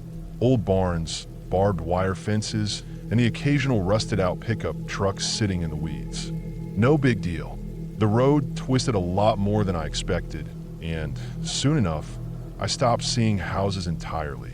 It was just trees on both sides, thick and dense, and the pavement started to crack in places. Still, the GPS insisted I was on the right track. It said another hour and 15 minutes to go. I was about 20 minutes into that route when I hit the first eater sign. Bright orange, blocking the road. Road closed, local traffic only. I didn't want to backtrack. and there was a handmade looking sign underneath it that said, "Use County RD 117." I checked my phone. No signal, but the GPS still showed the map. Sure enough, County Road 117 was a small line just ahead and to the right. I figured it was fine. That was a mistake. I took the turn. The new road was gravel, then dirt, and then not even that. It was just two ruts carved through the weeds. My tires bumped and bounced. The trees pressed in close. I told myself to just keep going, that the road would open up again soon. The GPS still thought I was fine. 10 more minutes in, I passed a broken fence and what looked like a collapsed farmhouse. The roof had caved in. There was a washing machine sitting upside down on the front lawn, even though the lawn hadn't been mowed in probably a decade. I started to feel a little uneasy. Not afraid, just aware that I was somewhere I didn't belong. I kept going. Another 5 minutes. The road dipped down into a gully. The forest canopy above blocked out so much light that it felt like dusk, even though it was barely 3 p.m. I could hear something dragging under my car. Twigs, maybe. Rocks hit the undercarriage. I slowed to a crawl. The road was so narrow, I couldn't even turn around. Then the GPS said, "Signal lost." I tapped the screen. Nothing. I held my phone up. No bars. Just a spinning circle. That's when I started to worry. I drove for a while longer, maybe 15 or 20 more minutes, but it felt longer. There were no signs. No turn-offs. Nothing. Just more woods and a sense of being swallowed up. I looked at my gas gauge. It was below a quarter tank. Not great, but enough to get me out, assuming I found a way out soon. Then I saw a house. It sat just off the side of the road, maybe 50 yards back. White paint peeling. 2 stories. The windows upstairs were covered in plastic sheeting. The porch sagged on one end. It looked abandoned. I slowed down, thinking I might be able to ask for help anyway. Even if no one was there, maybe I could use their land to turn around. I pulled into the clearing. The grass was high and soft. My tires left deep impressions as I eased forward. I stopped maybe 20 feet from the house and left the engine running. No movement. No cars. I got out. The air smelled off. Damp and sour, like wet carpet. I walked to the porch and knocked on the door. It was wood old, the kind with vertical slats and a brass knob that didn't match. No sound from inside. I knocked again, louder. Still nothing. Then I noticed the door wasn't actually latched. It was closed, but the knob turned freely. I didn't go inside. Not yet. I backed up and walked around the side, thinking I'd find a driveway or maybe a mailbox, anything that would give me a clue about where I was. But there was no driveway. The ground behind the house sloped into a dense stretch of woods that looked almost black from how thick the shadows were. I turned to go back to the car and froze. Someone was standing behind it, not moving, just standing still, like they had walked up while I was around the side of the house. They were wearing a brown jacket, baggy pants, and what looked like a stocking cap. Too far to see their face clearly. I stepped forward slowly and said something, I don't even remember what. Probably something dumb like, "Hey," or "Sorry to bother you." They didn't respond, didn't move. I felt something cold crawl up the back of my neck.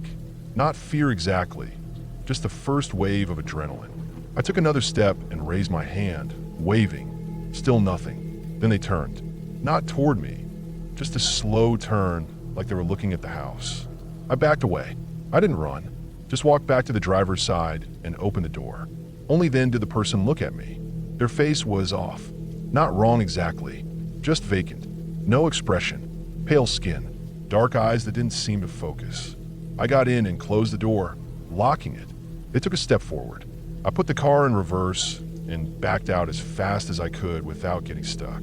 The tires spun a little in the soft ground, but I made it back onto the dirt track. I didn't even look back.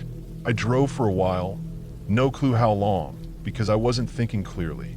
My hands were shaking, and I kept glancing in the mirror.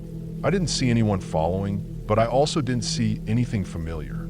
The road kept winding, and the trees never let up. Then I saw another structure, this one much smaller. A shed. It was painted green, maybe to blend into the forest, though the paint was faded and flaking. I slowed down, considering stopping again, but something about it made my skin crawl. There was a metal pipe sticking out of the top, like a chimney, and some kind of plastic tarp nailed to the side like a curtain. I didn't stop. I kept driving. Eventually the road started to rise and the trees began to thin. I saw sky again, gray and overcast now. The shadows were longer. It was getting late. I was almost out of gas. Then I saw another road, paved, a T-intersection up ahead. I almost cried. I pulled onto it, not even caring which direction it led. The tires finally hummed on smooth asphalt again. I checked my phone. Still no signal, but I didn't care. The road had to lead somewhere. 10 minutes later, I saw a sign. A real one. County Route 14. Then a gas station. A rundown place with 2 pumps and an old drink machine out front. But it was open. I pulled in and filled up, then went inside. The guy behind the counter was old, maybe in his 70s. He looked surprised to see me. "You come from down that ridge road?" he asked. I nodded, too tired to explain. He shook his head slowly. Ain't many folks use that way anymore. I asked him where I was. He told me. I was over 60 miles off course. He let me use the landline to call a tow service just to check the underside of my car. And while I waited, I asked if he knew anything about that white house. The man was quiet for a long time. Then he said, "Used to be an old boarding house back in the 50s. Got shut down. Code violations. Owner disappeared after some kind of investigation. Place was supposed to be demolished." I told him someone was there. He didn't say anything after that. Just looked at me for a while. I never filed a report. I couldn't even describe the man clearly. My GPS history didn't save because there was no signal. The car was fine, just some scuffs underneath. I made it to the motel near the interview hours later, around midnight. I didn't sleep much. For weeks afterward, I checked that area on Google Maps, trying to retrace my route, but I could never find that exact path again. Roads would appear and disappear depending on how far I zoomed in. The shed didn't show up. The White House was gone, but I know I was there, and someone else was too. I don't tell many people about it. When I do, they ask the same thing. Why didn't I go back? Why didn't I report it? Because I didn't want to be right. Whatever that place was, whatever that man was doing, he wasn't surprised to see me. He looked like he'd been waiting.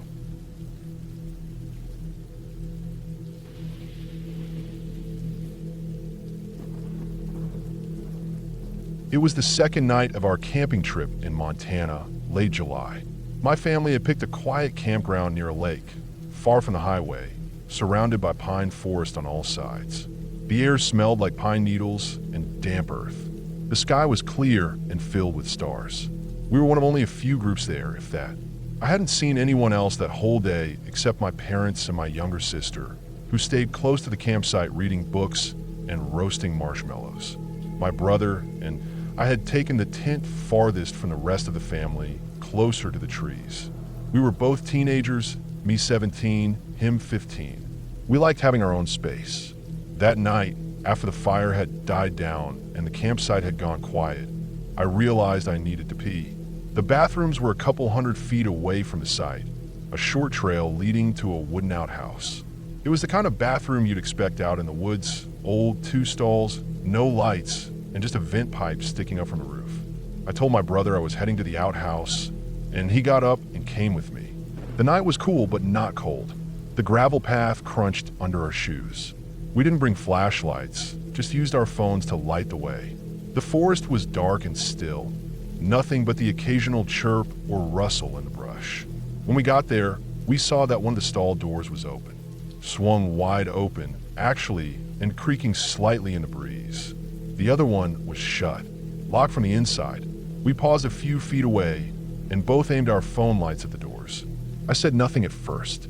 My brother looked at me and smirked. We hadn't seen another camper all day. Every other campsite around us looked abandoned. No cars, no smoke from fires, no food left out, nothing. It was strange to think someone else might actually be using the bathroom. We both stood there, waiting awkwardly. I figured maybe someone had pulled in late and just hadn't made any noise. Still, there hadn't been any new tire tracks on the road earlier when I'd gone down to the lake. We waited a few more minutes. I used the open stall while my brother stood to the side, scrolling through his phone, but he kept glancing at the locked door. No sounds, no shifting, no breathing, no toilet paper moving. Nothing. When I came out, my brother knocked on the lock stall just once, not even hard. We waited again. No sound, no movement. After a few seconds, he muttered, "Maybe someone died in there," and laughed a little. I laughed too, but it wasn't a full laugh. It didn't feel funny. I looked down at the dirt in front of the stall. There weren't any fresh footprints, just old, smoothed over prints from people who had probably used the outhouse weeks ago. We left after that, just turned back and walked down the trail to our tent. I didn't say anything more, but the feeling stayed with me. Something about that locked door in the middle of the night in a mostly empty campground just sat wrong in my gut. I woke up early the next morning before everyone else. I usually do when I'm camping. I like walking around while the sun rises and the campground is quiet. I took the same path back toward the outhouse. This time I didn't bring my phone, just walked slowly, the dew soaking into my shoes, birds starting to chirp overhead. The light made everything softer, trees glowing gold, the path brighter, the shadows less harsh.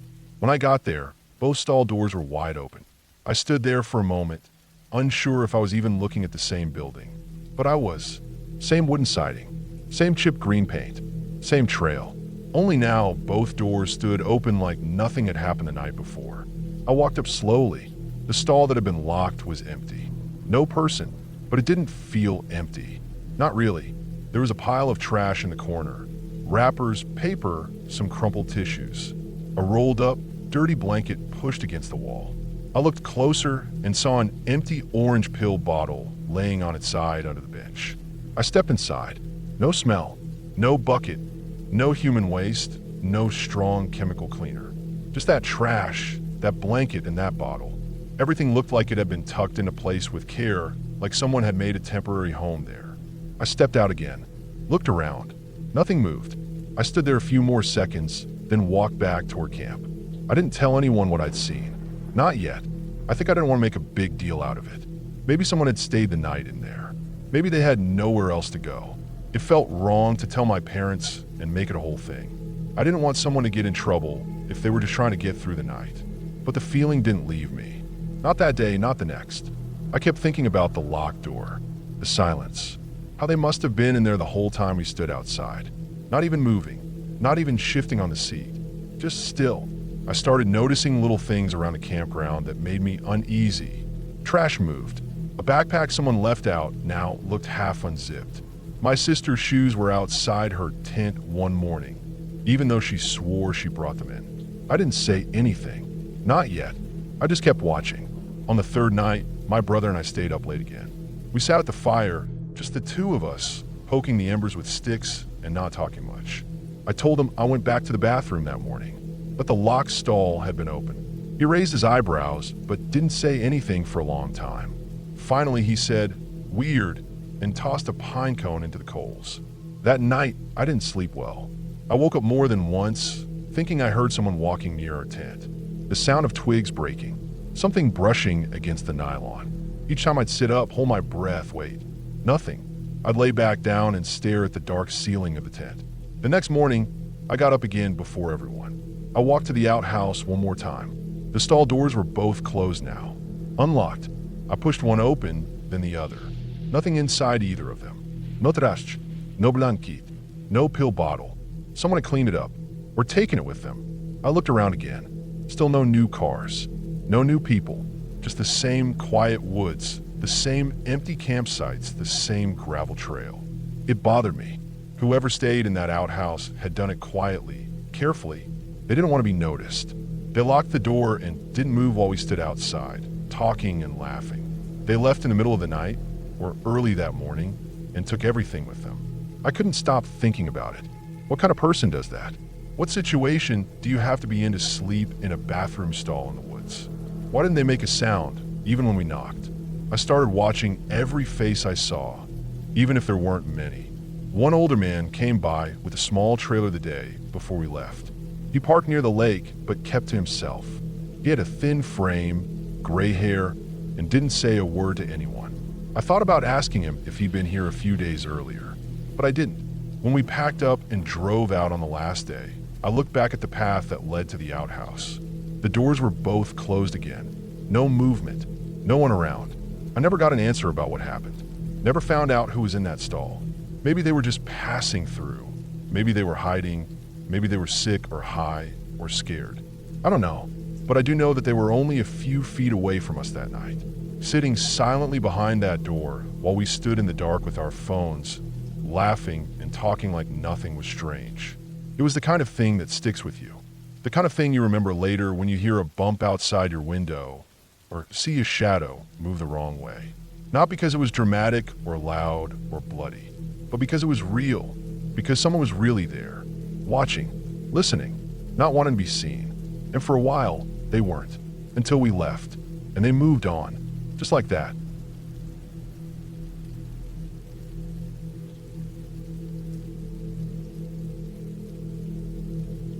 Last summer, I went camping with two friends, Tom and Ben, in the Rockies. It was late July, the weather was warm during the day, a little cold at night, but nothing serious. We'd been planning the trip for months. We were all used to hiking and camping, but this time we wanted something more remote. No campsites, no marked trails, just nature. We parked our car at a ranger station, signed the logbook, and hiked out about 10 miles with our packs. It was quiet the whole way, no one else on the trail. We crossed a stream, climbed a ridge, and finally settled on a spot by a wide clearing near a bend in the creek. The trees were thick all around us, tall pines and a few aspen groves. The only sound was water and wind through the branches. No roads, no cell signal, no sign of other people. Exactly what we wanted. We set up 2 tents, Ben and I in one, Tom in the other.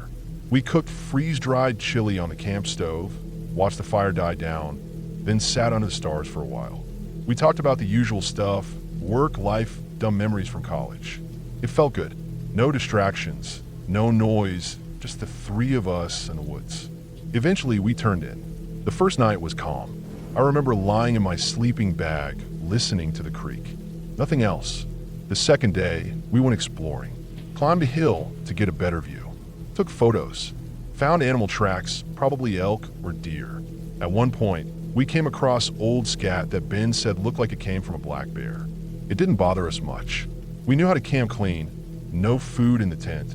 Everything bagged and hung in a tree. We were more worried about weather than wildlife. That night, we ate early and turned in around 10. I remember waking up in the middle of the night. My phone said 3:12 a.m. I wasn't sure what had stirred me. Then I heard it. A zipper. Not loud, just that slow rear-up sound. At first, I thought it was Ben getting out to pee. I didn't say anything, just listened. But then I heard whispering, not from inside our tent, from outside. It sounded close, just a few feet from the tent wall, low and fast. It wasn't loud enough to hear actual words, just that dry sound of someone speaking very softly, like they were trying not to be heard. I thought maybe Ben and Tom were talking outside. Maybe one of them couldn't sleep. I waited for a while. The whispering went on for maybe 30 seconds, then stopped. I didn't hear anyone walk off. No footsteps, no more zippers. Just quiet. I must have drifted off again because the next thing I remember is morning light coming through the nylon. When we all got up, I asked if anyone had gotten out of the tent during the night. Ben said no. He'd slept straight through. Tom said the same. I asked if they heard whispering. They both just looked at me. You sure it wasn't a dream? Tom asked. I said I wasn't sure. Maybe. I didn't push it. We all brushed it off. We made breakfast, packed some snacks, and went hiking again. None of us mentioned it for the rest of the day. I try not to think about it, but something about that whispering stuck with me. Our last night was uneventful. We sat by the fire longer than usual, played cards, joked around. Nobody wanted to say it, but we were all trying to squeeze the most out of the trip. It was rare to get time off and be in a place like this. I didn't hear anything strange that night. No whispers, no seepis, just wind and the creek again. The next morning, we started packing up. It was a little overcast, looked like rain might be coming. We wanted to be back to the car before noon. As we were taking down the tents, Ben paused and pointed across the stream. What the hell is that? I looked. Maybe 30 or 40 yards away, just on the other side of the water, was a small green tent. Old looking, faded, kind of slumped, like it hadn't been set up well. It definitely hadn't been there when we arrived. We all stood there staring at it. Tom said maybe someone came in while we were asleep, but that didn't make sense. The spot was way too remote, and the ground was soft, mud near the stream, patches of flattened grass everywhere. If someone had hiked in, we would have seen tracks, broken branches, something. We crossed over to check it out. There was no one around. No sounds. I called out hello, but nothing answered. The tent was zipped shut. I knelt down and opened it. Inside, there was a single rolled up blanket, dirty, matted with leaves and hair, and a plastic fork. Nothing else. No bag, no sleeping pad, no food, no clothes. Just those two things. The floor of the tent was muddy. It looked like someone had slept in it recently, but there were no dry bags or shoes. Nothing personal. It wasn't even staked properly, just sort of sagging, like whoever put it there didn't care if it stayed up or not. What really got to me, though, was the path. A narrow trail, just wide enough for a single person, worn down through the grass and weeds. It led straight from the tent to our campsite. Not toward the trail, not toward a road, just to our site. It wasn't a game trail. It was too narrow for deer and too neat.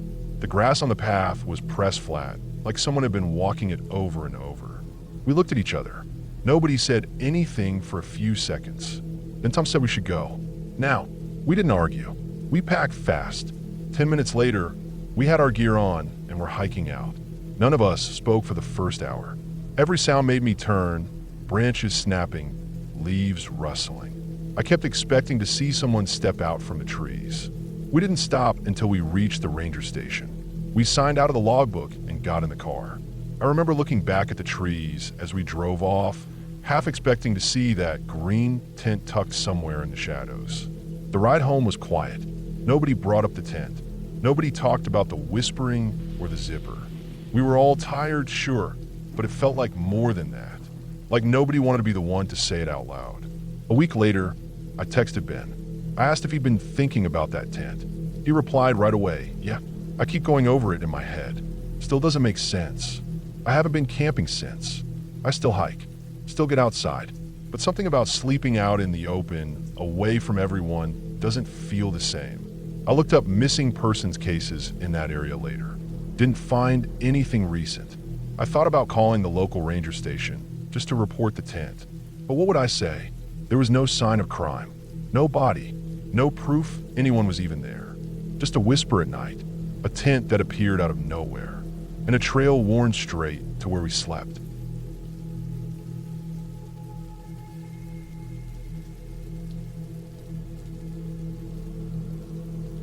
It was early May when my girlfriend and I decided to go camping at Briar Ridge State Park. It was the kind of trip we'd talked about for months, but never got around to. Life had been loud lately, jobs, errands, deadlines, and we both needed quiet. The kind of quiet you only get deep in the woods. We packed light, but smart. Sleeping bags, 2 backpacks with clothes, some dry food, marshmallows, a portable stove, a lantern, and my little Bluetooth speaker. I even remembered the bug spray and a lighter for the fire. We drove out on a Friday afternoon, took the winding back roads until the pavement gave way to dirt, and finally reached the parking lot at the trailhead. There were only 2 other cars there. That was a good sign. We signed the park's logbook and started the hike in. It was about 3 miles to our site number 14, tucked in between a low ridge and a bend in the river, surrounded by pine and birch trees. No other sites nearby, and no cell signal. The air was clean. The wind moved in the trees like a whisper you couldn't quite hear. Everything was green and soft and slow. We got there around 5 p.m. The sun was starting to dip behind the trees, golden light pouring through the branches. We set up the tent together, one of those easy pop-up styles, but it still took longer than it should have because the ground was a bit uneven and we kept shifting it to find a flat patch.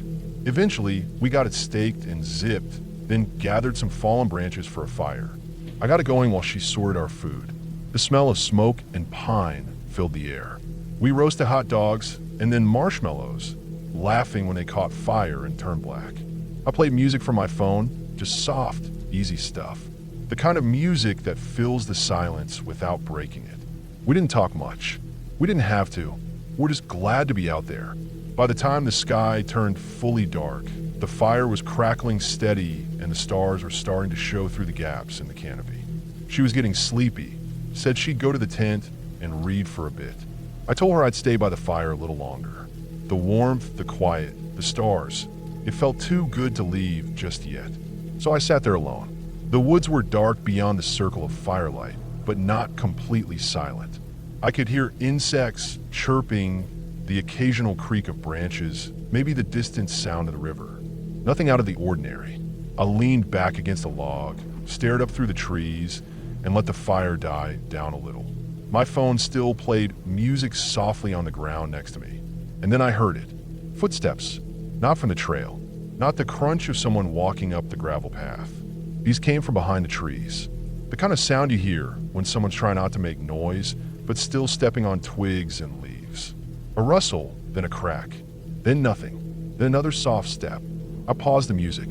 The silence that followed was thick. The kind that presses on your ears. I sat there for maybe 10 seconds, not moving, just listening. The fire popped behind me. The footsteps didn't continue, but something about it wasn't right.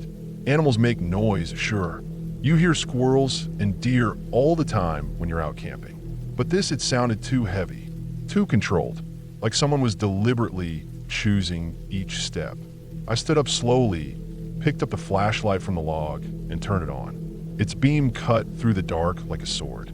I aimed it toward the direction of the sound, between two thick tree trunks, maybe 30 feet away. That's when I saw it. A silhouette. Tall. Still. Just standing there behind the trees. My breath caught. I kept the light steady on the shape. Didn't say anything. Didn't move. But the figure didn't move either. Just stood there. Not shifting, not swaying, not walking. It wasn't hunched or crouched like an animal. It wasn't moving like someone hiking back to their campsite. It was just watching. I finally shouted. My voice felt small in the night air. I said something, probably hello, or who's there, but nothing came back. Just the wind in the trees and the sound of my own heartbeat. I tightened my grip on the flashlight and stepped forward, shining the beam straight onto the spot where I'd seen the figure. Gone. There was nothing behind those trees but darkness and pine needles. I scanned the area with the light. I moved it side to side, up and down. Nothing. No figure. No sound. I stood there for a few minutes, listening again. The forest felt too quiet now. That strange kind of quiet that makes the hairs on your arms rise up. No insects. No crickets. Just the soft hiss of the dying fire. Eventually, I walked a full circle around our site. I didn't want to panic. Maybe it was a trick of the light. Maybe I imagined it. I didn't want to wake her. But I couldn't shake the feeling. I kept the flashlight on, fed more wood into the fire, and stayed up. I didn't sleep at all that night. I kept checking the woods, walking small loops around our gear, listening hard for anything out of place. Every time the fire dimmed, I'd jump a little and stoke it again. At some point, the sky started getting lighter. The sounds of birds came back, and the forest slowly began to feel normal again. When the sun was fully up, I walked over to where I'd seen the figure. It wasn't far, just behind a few trees. That's when I found the footprints. Deep ones, not like casual walking prints. These were pressed down hard, like someone had stood there for a while. The heels and toes were defined. No other tracks leading toward or away. Just a pair of prints, standing in place. Facing our campsite, I crouched and looked at them closely. They weren't ours. My boots didn't match, and she hadn't left the tent since going in the night before. I didn't tell her right away. I made breakfast like normal, instant oats and coffee. But I couldn't fake it for long. She knew something was wrong. Eventually, I told her what I saw, and I showed her the prints. She got real quiet, then said she wanted to go home. We didn't talk much while packing up. Everything felt different. The woods felt smaller somehow, less like a place of peace, and more like something that had been watching us. We kept glancing over our shoulders. I remember the sound of the zipper on the tent, the clink of our cookware, the way the wind rustled through the trees like it was whispering secrets we couldn't hear. We hiked back in silence, passing no one, just miles of trail and trees. Back at the car, I looked over my shoulder one last time. Nothing there, but I didn't relax until the tires hit pavement again. When we got home, I kept thinking about those prints. I even took pictures of them, though they didn't come out that well. Too much light and shadow. But know what I saw? They were real. Someone was standing there, just beyond our campsite, in the middle of the night. Not moving, just watching. It's been months now. We haven't gone camping since. Sometimes I still think about how deep those footprints were. How whoever it was didn't try to talk, didn't move, just stood there. And I keep wondering, how long were they watching before I noticed?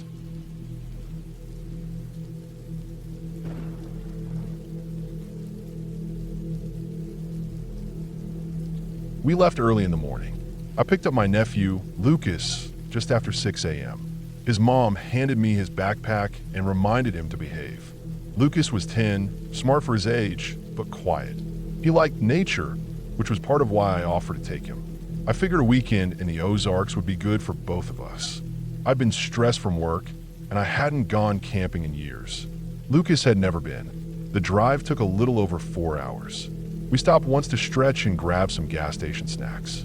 Lucas asked about what animals lived in the forest: bears, snakes, mountain lions. I told him not to worry. Said the most dangerous thing out there was probably a raccoon with an attitude. We arrived at the trailhead just past noon. The sun was out, warm, but not too hot. I gave Lucas a walking stick and we hiked in. It was a solid 3-mile walk to the site I had in mind, down a winding trail with old trees leaning in over the path. The air smelled of pine and damp leaves. There were no other cars at the trailhead, no signs of other hikers. It felt like we had the forest to ourselves. The campsite I picked sat near a bend in a creek just below a hill. There was a flat area for the tent and a fire ring someone had built out of stones. You could hear the creek running softly all day. It was peaceful. We set up the tent together, rolled out our sleeping bags, and gathered sticks for the fire. Lucas chased a frog near the bank while I got the fishing rods ready. That afternoon, we fished. Lucas caught 2 small sunfish, nothing worth keeping, but he was proud. I let him reel in one I caught, just to give him the feeling. We cooked hot dogs over the fire, added some of those foil-wrapped cheesy potatoes, and ate as the sky turned pink behind the trees. Lucas talked more than usual, asked about survival stuff, how to tell direction without a compass, what berries you could eat. He said he wanted to come camping every summer. I told him we'd make it a tradition. Around sunset, I was breaking branches to keep the fire going when Lucas looked up from where he was sitting and said, "I saw a boy down by the creek." I looked up. "Where?" He pointed toward the bend in the creek, where the trees got thick and the water slowed down in a little pool. I squinted. Nothing, just brush and shadows. I asked if he was sure. He nodded and kept staring that way. I walked over, looked around. There was nothing. No footprints, no splash, no sound. It was probably his imagination, I figured. Kids see things in the woods, especially when it starts getting dark. I didn't want to make a big deal of it, so I told him to help me with the lantern. We stayed up a little longer, roasting marshmallows and talking. Lucas didn't bring up the boy again. He seemed okay. When it got properly dark, we zipped up the tent and got into our sleeping bags. I kept my flashlight nearby, just in case. The woods were quiet except for the creek and the wind through the trees. I fell asleep faster than I expected. In the middle of the night, I woke up to a sound, a soft crunching, like footsteps on dry leaves. I didn't sit up, just opened my eyes and stayed still. I figured maybe a deer had wandered near the site. I listened for a few minutes. The sound stopped. I didn't hear anything else. I checked on Lucas. He was sleeping fine. I drifted off again. The next morning, I woke up before Lucas. I boiled some water for instant coffee and took a little walk to stretch. I walked toward the creek, same spot Lucas had pointed at the night before. The ground there was muddy from where the bank dipped into the water. That's when I saw the footprints. They were small, barefoot, just 2 sets. One set came from the water, the other led toward our tent, and then back again like someone had walked up to the tent in the night and turned around. I crouched down and looked closer. The prints were real, not animal, not imagination. A real kid had been walking around out here barefoot in the middle of the night. I looked around, scanned the trees, the bank, the trail. Nothing. No one. Just birds and the wind. I didn't want to scare Lucas. When he woke up, I kept things normal. We ate breakfast, oatmeal and leftover hot dogs. I packed slowly but deliberately. Lucas asked if we were staying another night. I told him I thought a storm might come through, even though the sky was clear. He didn't argue. We cleaned up, packed everything, double-checked the site. I kept looking around while we worked. That feeling of being watched had crept in and wasn't going away. Lucas asked again if I'd seen the boy. I told him no. We hiked out in silence for the first mile. Lucas was tired. His backpack kept sliding off one shoulder. I carried it the last stretch. When we got to the trailhead, I let him sit on the hood of the truck while I loaded our gear. That's when I saw the bulletin board. It was old and sun-bleached, held up by 2 wood posts next to the parking lot. Mostly hiking maps, fire warnings, and a few missing posters. I hadn't paid attention to it when we arrived, but one paper stood out. It was a missing child poster. Faded, but still legible. A boy about Lucas's age. Short brown hair, round face. Last seen 5 years ago, according to the date. The poster said he disappeared while hiking with his father. Last known location was the creek trail. I stared at it for a while. The picture was grainy, but something about the eyes felt familiar. I looked back at Lucas. He was kicking gravel, totally unaware. I didn't say anything, just got in the truck, started the engine, and drove. On the way home, I thought about the footprints again, about what Lucas had seen. He wasn't lying. That much I was sure of now. And those prints weren't some animal or trick of the light. They were human. A kid, barefoot, alone. I kept thinking about what could have happened. Maybe the boy wandered off years ago and got lost. Maybe he died out there, his body never found. Or maybe, somehow, he never left. Maybe he survived, living off the land. Scared, hiding, watching people come and go. Maybe he saw us, came to look. But if he was alive, why wouldn't he say something? Why not ask for help? Maybe after 5 years, he didn't trust people anymore. Maybe he didn't want to go back. Maybe he couldn't. I reported the footprints to the local ranger station. Gave him the location, explained what I saw. The ranger was polite, but didn't seem too convinced. Said it was probably just another camper or a kid messing around. I didn't argue, but I know what I saw. Lucas still talks about the trip sometimes. He wants to go back. I tell him maybe next year. But I haven't taken him, and I don't plan to. I still think about that boy, alone in the woods, following us in the dark, watching us from the trees. I wonder what would have happened if I'd stayed another night, if I hadn't packed up, if he would have come closer. And I wonder how many others saw him too, just for a second, by the water, then looked away.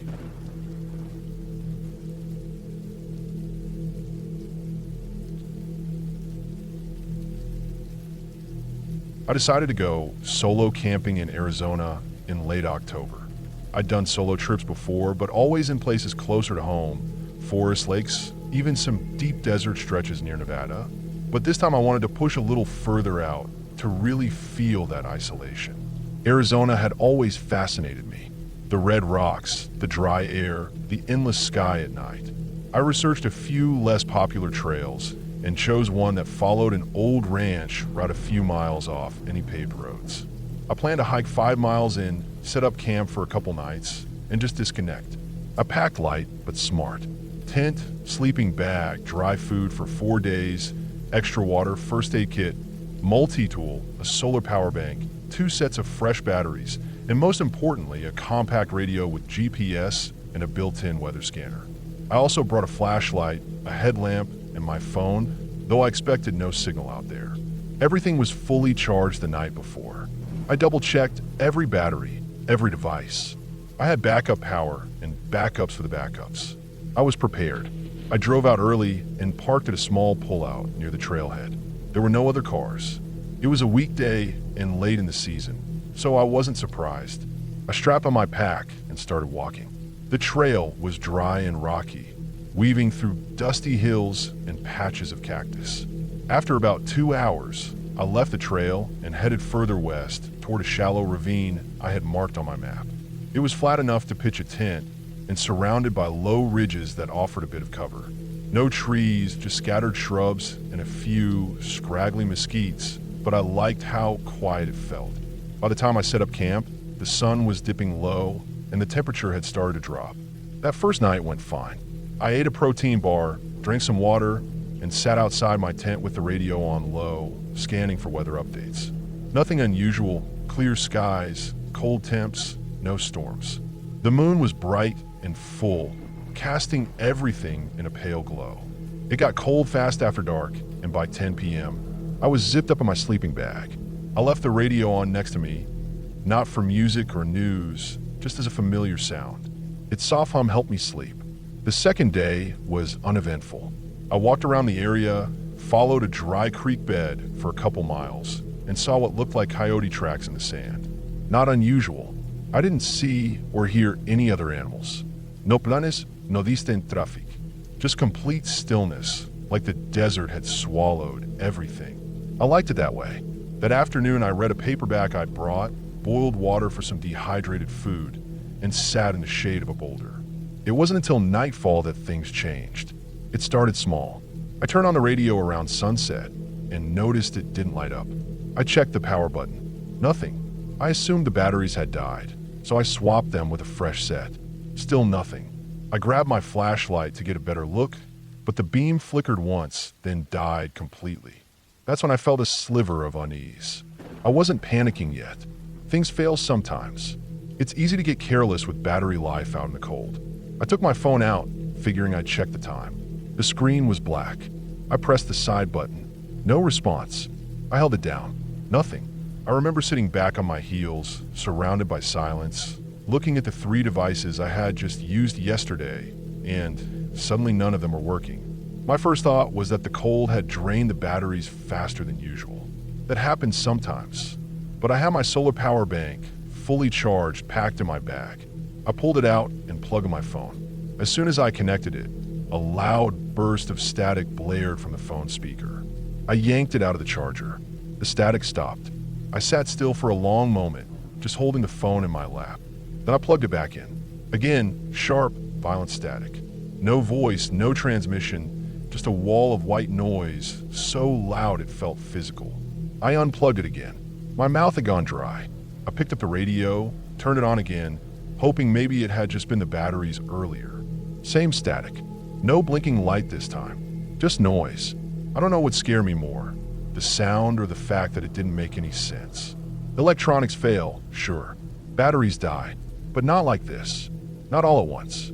Not when they worked perfectly the day before. And not when they go dead, just to come alive again with nothing but static. And it wasn't soft static like weak signal fuzz. It was intense, like something was jamming everything nearby. I felt a deep, physical wrongness. I had no connection to anything. No GPS. No light. No clock. Nothing. I didn't wait to see if it would get worse.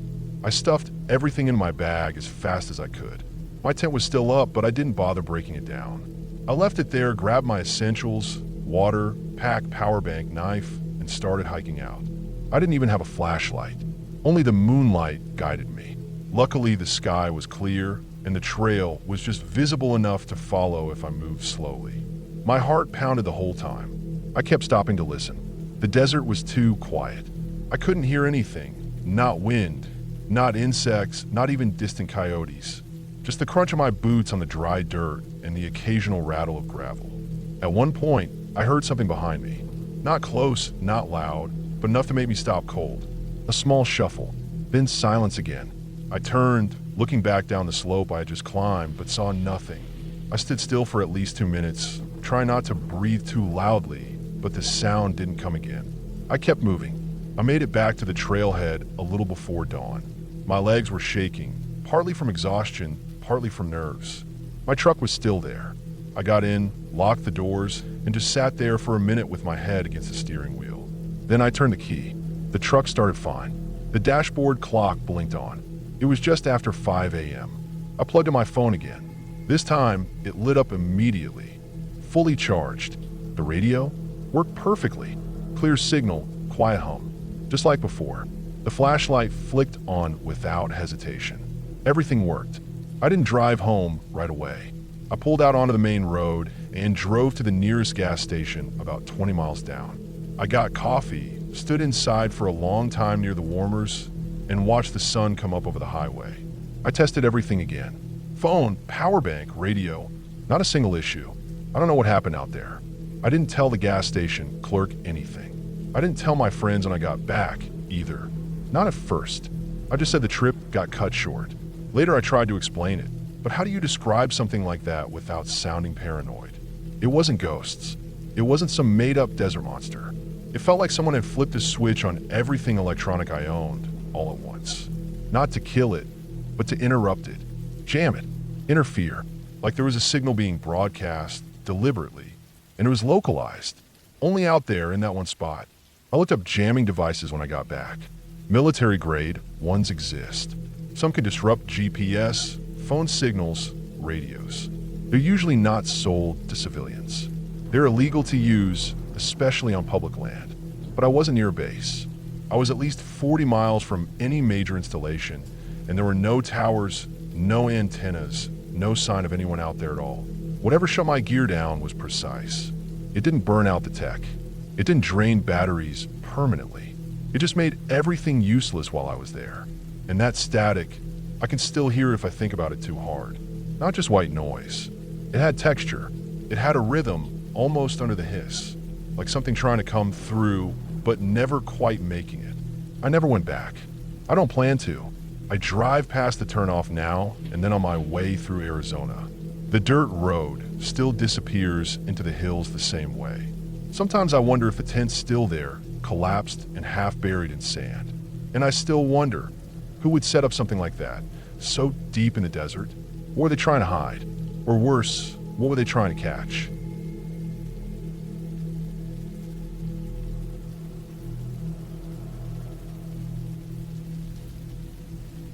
My cousin Ryan and I had talked for months about doing a weekend hike. We both like getting off the grid and finding places not on maps. We grew up together and had camped since we were kids, but this time we wanted something different, something deeper in, something that didn't have trail signs or trash bins or the distant buzz of highways. We wanted quiet. We wanted isolation. Ryan had found an old post online, just a couple sentences and a blurry photo. A narrow waterfall in a canyon somewhere in the hills of a national forest. No directions, no names. Just a mention that it was past the fork where the pine meets the cedar and only reachable if the water's low.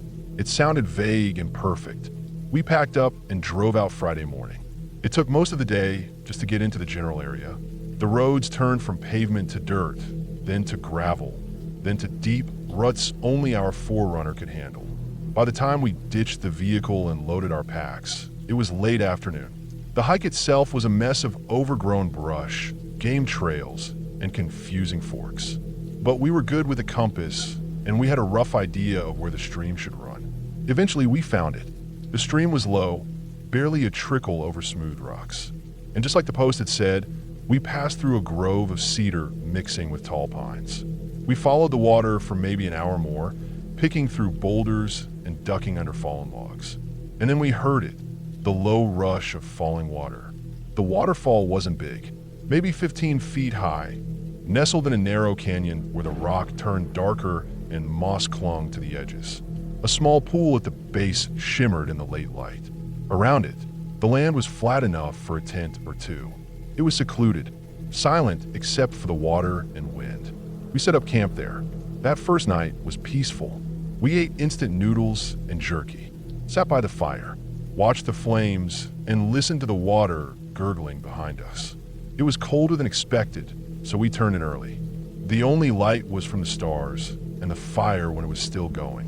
No other camps nearby, no voices, no headlights. It was what we came for.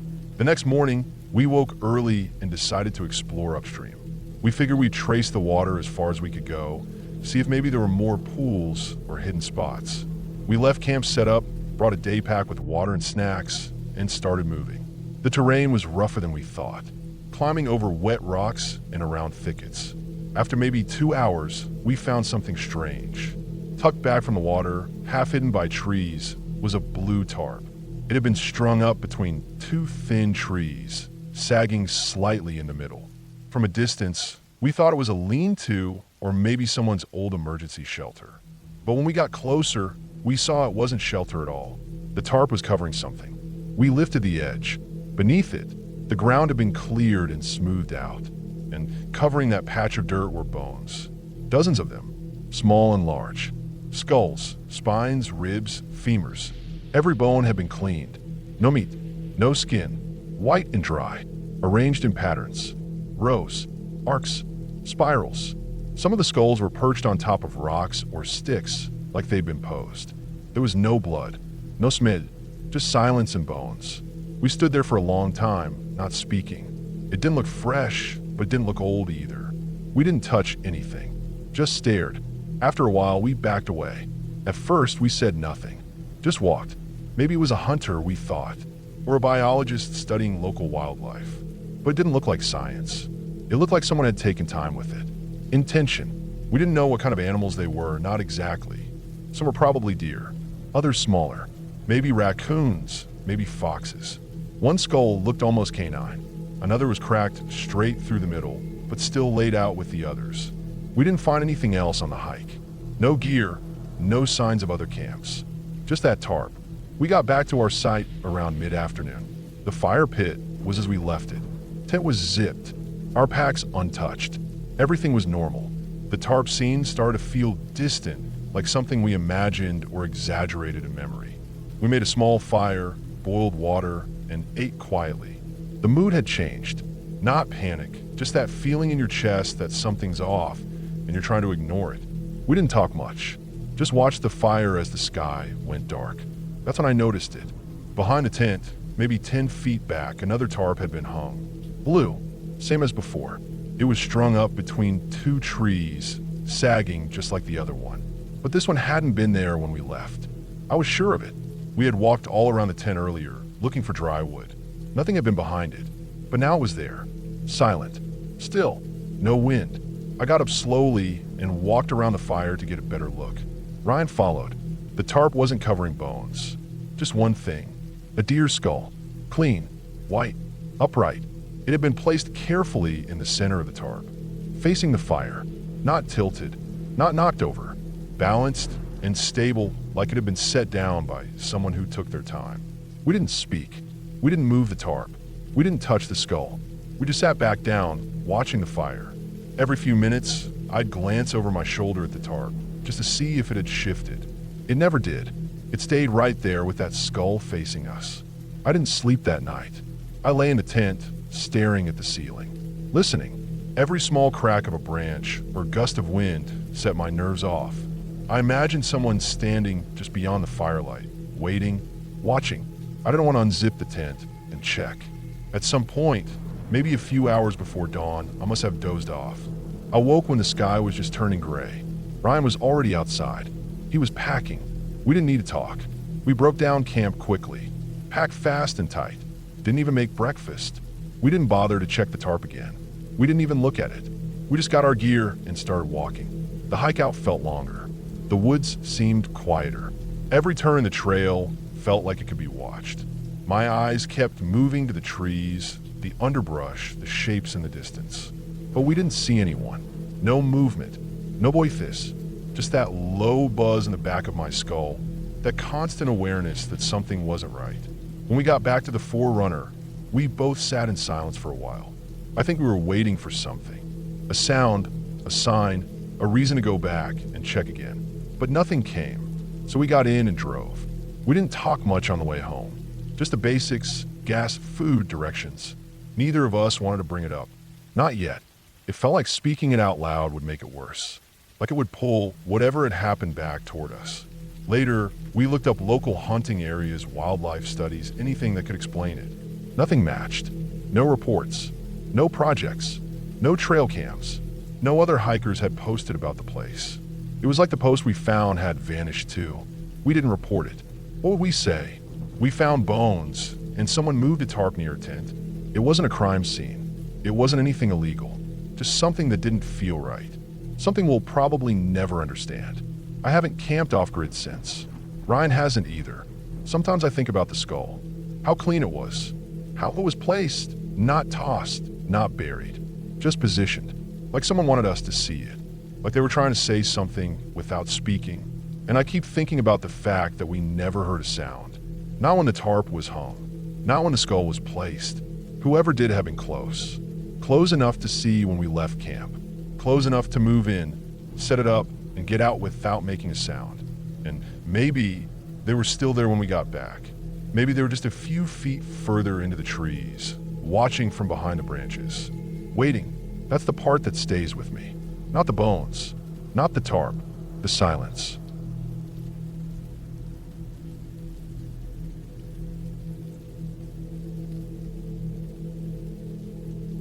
I booked the Airbnb kind of last minute. I'd had a rough few weeks and wanted to get away. Nothing fancy, just quiet, somewhere out of the city, but not too remote. I picked this small place up in the mountains, a guest house behind someone's home. It had decent reviews and the photos looked good enough. Clean, plain, nothing sketchy. I left early on a Friday morning. It was about a 4-hour drive, mostly highway, then winding roads up through wooded hills.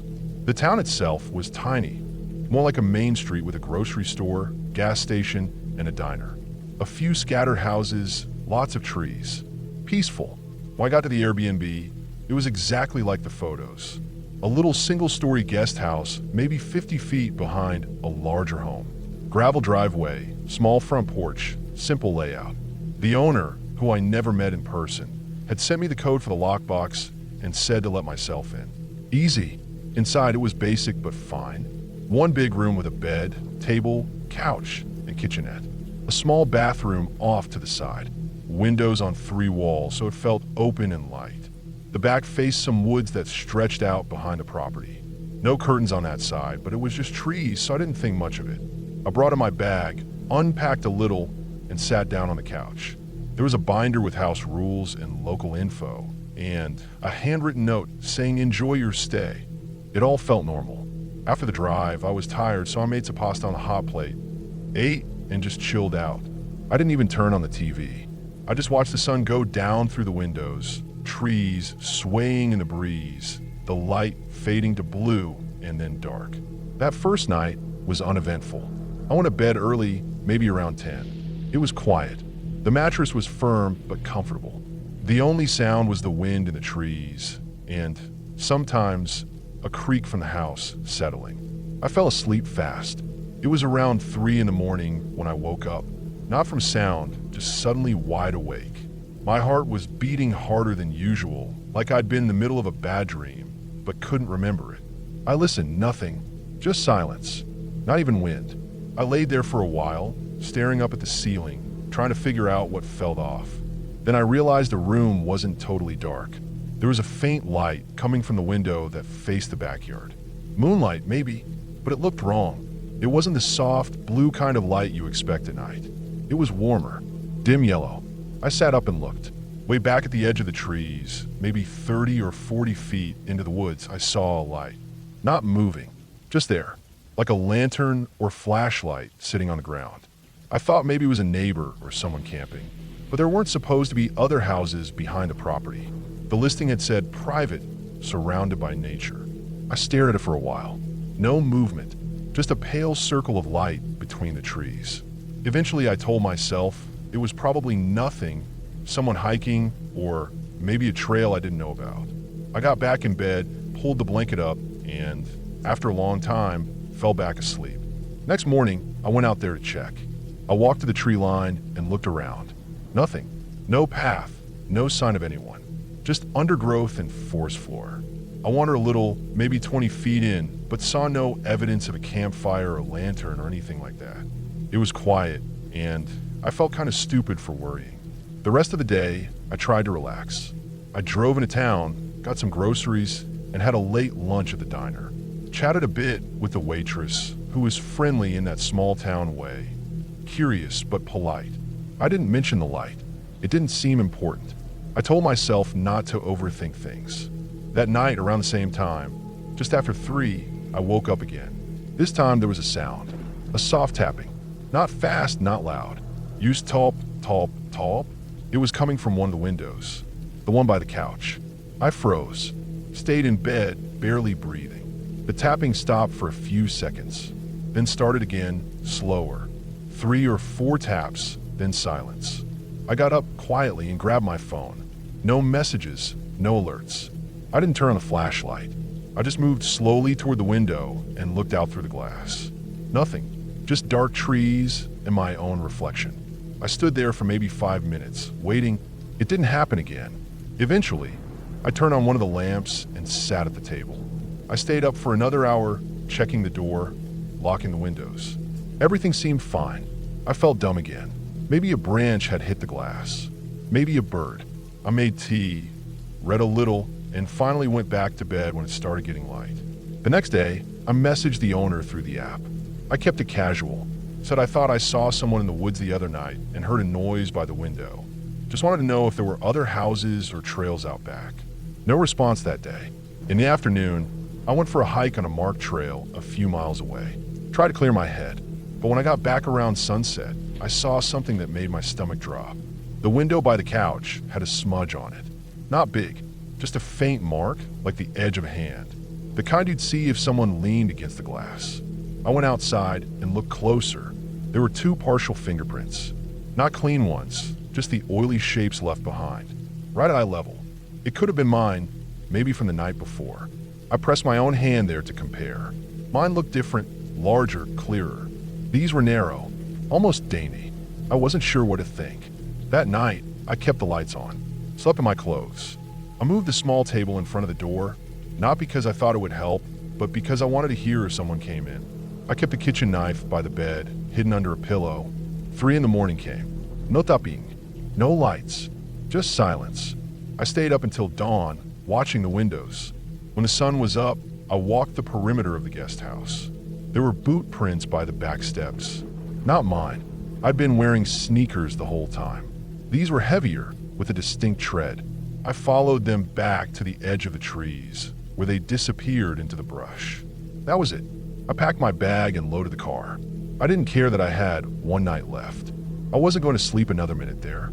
Before I left, I looked one more time at the owner's house. It was still quiet. Curtains drawn.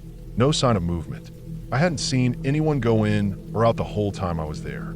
As I got in the car, I noticed something on the ground near the back tire. A cigarette butt, still fresh. I don't smoke. No one I know smokes. I hadn't seen a single smoker in town. It wasn't the brand that bothered me. It was where it was, right near where I'd parked the day before. Someone had been standing there, watching, maybe while I was inside. I drove to the nearest gas station, used their Wi-Fi, and messaged the owner again. Said I was checking out early. I didn't explain. I didn't ask for a refund. I just said I'd left the key in a lockbox and thanked them. Still no reply. Later, back home, I left a review. It was vague. I mentioned noise at night, said it didn't feel totally private. I didn't want to say too much. I didn't want whoever had been watching me to know how much I'd seen. A few days later, I checked the listing again. It was gone. No, currently unavailable. Just gone, like it had never been there. I tried searching the host's name. Nothing. Tried using the address I'd written down. Google Maps still showed the house, still had the satellite view. But when I searched for nearby areas again, it didn't show up. Not even in the hidden or out-of-the-way options. I emailed Airbnb support. They said the listing had been deactivated and that they couldn't give me any more information for privacy reasons. I didn't push it. A week after I got home, I got a letter in the mail. No return address. Just a white envelope, handwriting in pencil. Inside was a piece of paper, folded once. It said in all caps, "You shouldn't have looked." That was it. No signature. No other message. I called the police. Gave them the envelope. Told them everything. They took it seriously, opened a case, but nothing came of it. The letter had no fingerprints. No postmark. Someone had probably dropped it in a mailbox manually. I changed my phone number. Set up cameras at my apartment. Got into the habit of checking every window and door before bed. For a while, I even slept with the lights on. It's been months now. Nothing else has happened. No letters. No weird messages. I've checked the house on Google Street View a dozen times. Still there. Still looks normal. But I haven't gone back. I won't. I still think about the window, the tapping, the prints, the cigarette. Someone was out there, watching, waiting. They never tried to break in. They never made a sound when I was awake. But they knew where I was. They knew what time I slept. They knew I was alone. And the worst part? They weren't in a rush. They were patient. And that letter, they knew where I lived. That meant whoever was had followed me, or already knew me, or had access to my booking info. Airbnb couldn't, or wouldn't, tell me who the host was. The name on the listing didn't come up anywhere else. The phone number had gone dead. It was like they'd vanished. Sometimes I wonder what would have happened if I'd stayed that last night. If I'd ignored the signs, told myself it was all in my head. Sometimes, late at night, I still wake up around 3 a.m. I always check the window.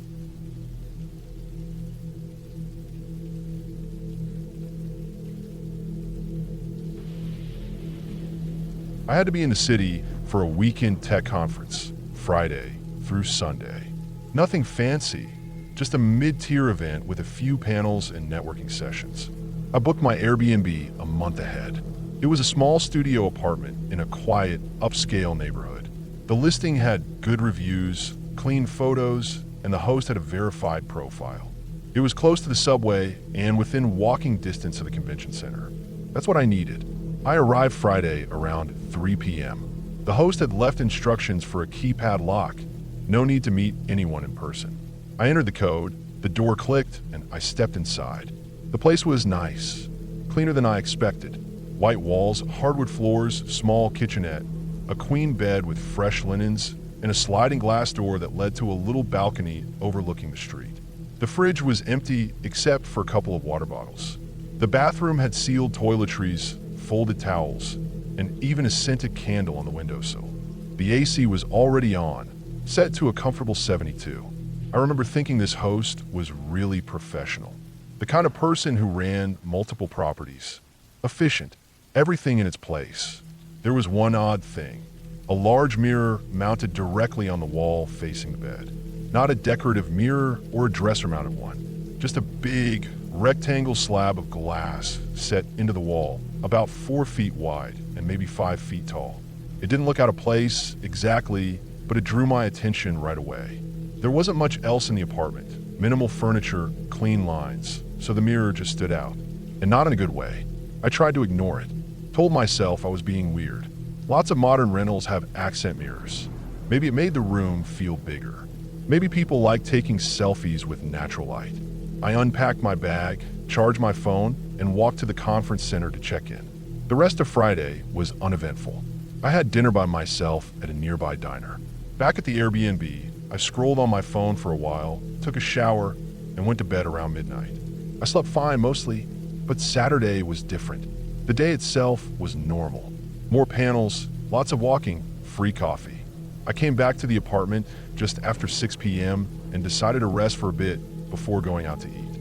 I lay on the bed and stared at my phone, but I kept glancing at the mirror.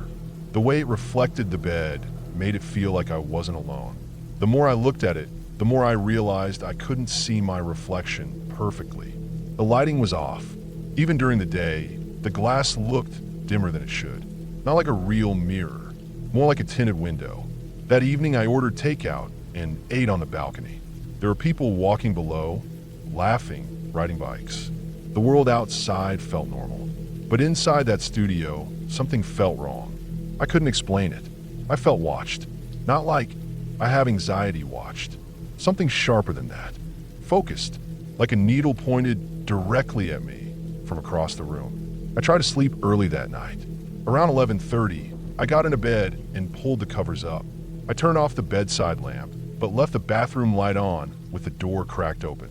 The mirror stared back. I turned onto my side to avoid looking at it, but after a few minutes, I felt a pull. I turned back, still just the same dark reflection. My body, the bed, the room. But something was off. I sat up and stared at it for a while. Then I got out of bed and walked up to it. When I tapped on the glass, it gave a dull, hollow sound. Not like a wall-mounted mirror. No resonance. It felt like it was over space. That's when I started to feel uneasy. I turned on my phone flashlight and shined it around the edges of the mirror. That's when I noticed a gap. A tiny one, maybe the width of a coin, running along the bottom edge. The mirror wasn't sealed flush with the wall. There was a space.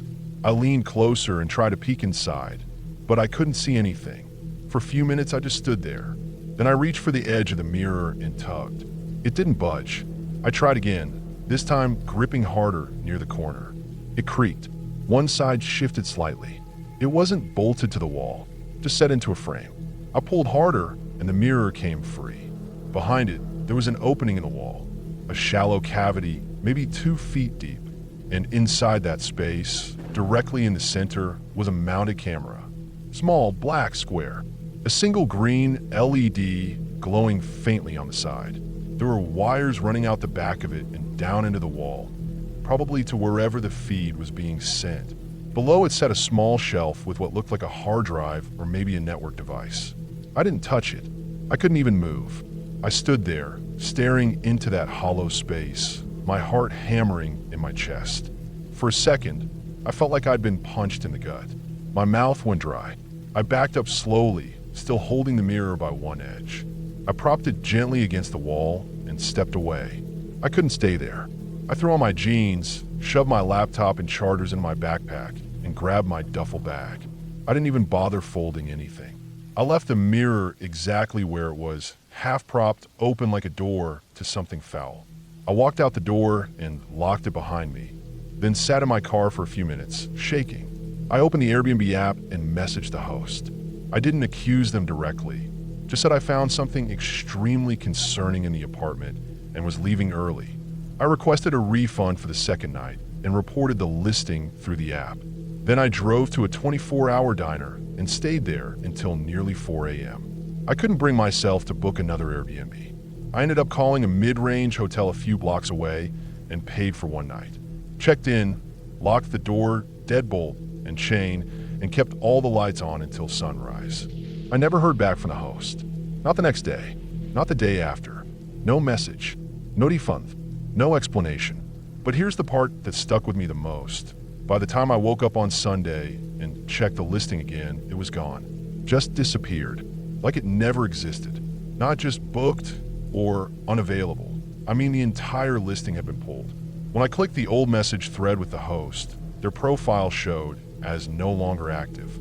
All the past listings under their name gone. I reported everything again, through Airbnb's help center, then through email. I even attached a photo I'd snapped of the camera before I left. But no one followed up. The most I got was a generic email saying they'd escalated my concern and were looking into the matter. Weeks passed. I never got a refund. The memory stayed with me. That green LED light. The mirror that wasn't a mirror. The sick feeling that someone had been watching, recording, maybe for hours, maybe longer. I started wondering how many people had stayed there before me. If they'd ever noticed. If they'd been filmed too. Some of them probably never even looked at the mirror. Never tapped on it. Never thought twice. I got lucky in a way. At least I found it. But what really gets me now, months later, is that the listing disappeared so fast. The profile, the host, the photos, all scrubbed within 24 hours. Like someone had a system in place. Like it wasn't the first time. I stopped using Airbnb after that. Now, whenever I travel, I book hotels. Big chains, real staff, front desks, and security cameras in the lobby. I pay more, but I sleep better. I still think about that mirror sometimes. I wonder what would have happened if I hadn't checked. If I'd stayed another night. If someone had been watching me live, not just recording. And most of all, I wonder who they were. Because someone built that cavity. Someone wired that camera. Someone watched those feeds. And they're still out there.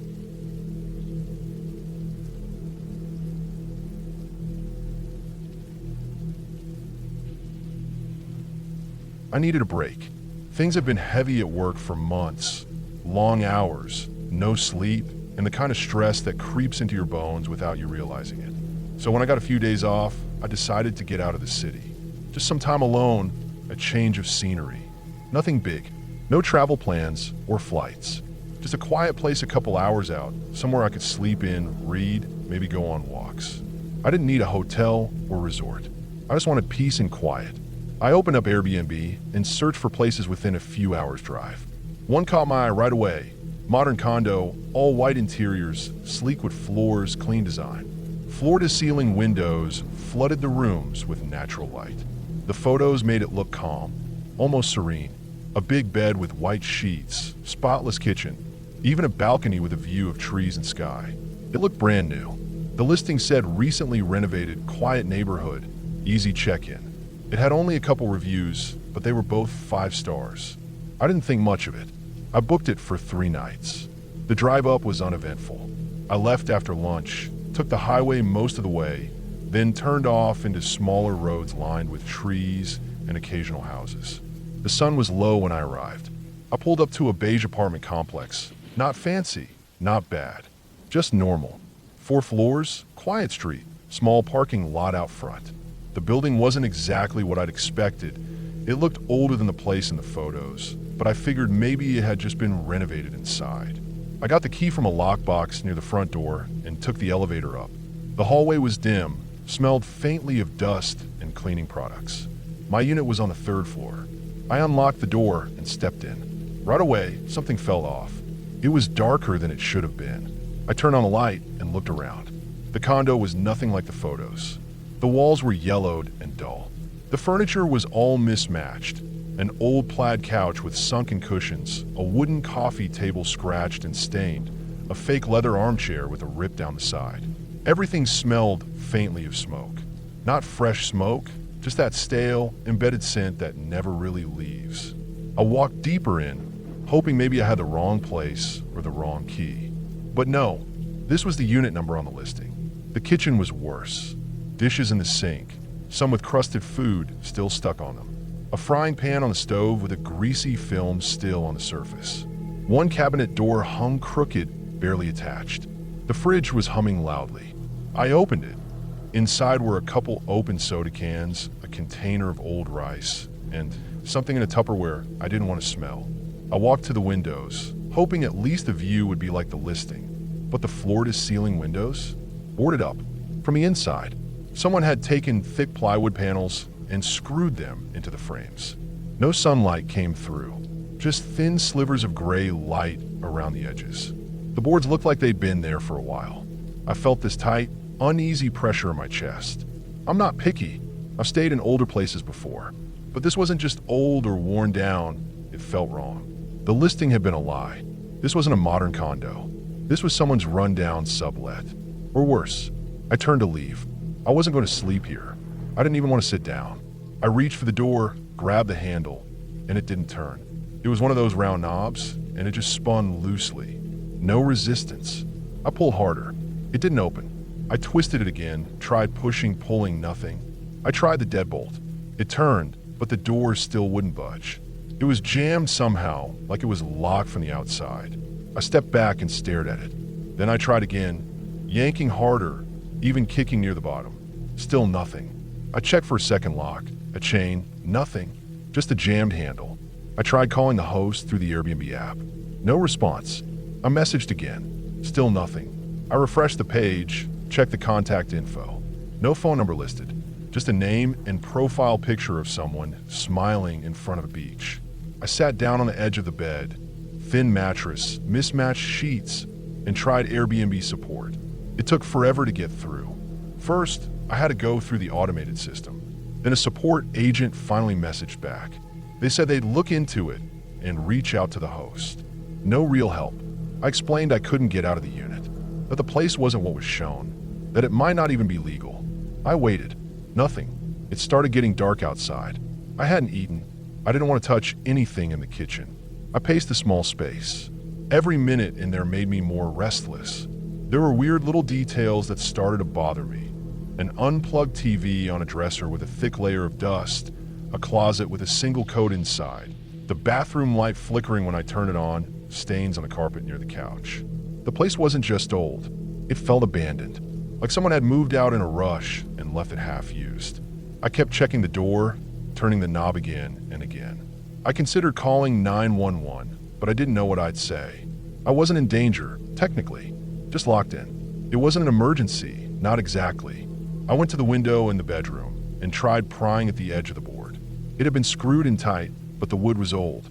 I worked at it with a fork from the kitchen, wiggling it back and forth until one of the screws started to give. It took over an hour, slow and tiring work, but I finally loosened one side enough to slip my fingers in. I wedged it open little by little until I could push the board away. Behind it was a standard sliding window. I unlocked it and pushed up. It opened. Thank God. Outside was the small gap between buildings and a drop down to a patch of dead grass behind the lot. I was on the third floor. Not a small jump, but there was a metal staircase just a few feet over. One of those emergency fire escapes. If I could get across the ledge, I could reach it. I slid one leg out, then the other, heart racing the whole time. I wasn't athletic, but adrenaline made up for it. I edged along the wall, gripping the window frame until I could step onto the ledge. I took one breath, reached out, and grabbed the railing of the fire escape. It held. I pulled myself onto it and climbed down fast. I didn't look back. I walked straight out of the alley and onto the sidewalk. I called my friend who lived about 40 minutes away. He answered right away. I didn't explain much, just asked if he could come get me. He said yes, no questions asked. While I waited, I stood near the curb. Didn't sit, didn't lean, just stood. A few cars passed, lights on in some windows across the street. The world felt normal again, but I couldn't shake how strange it had been up there. I got picked up about 45 minutes later. I didn't talk much in the car, just told my friend I'd explain later. Back at his place, I finally got through to someone higher up at Airbnb. They took it more seriously than the first rep. I sent photos of the boarded up windows, the dirty kitchen, the jammed door. I sent a screenshot of the listing. They said the listing had been reported already by someone else just a week before.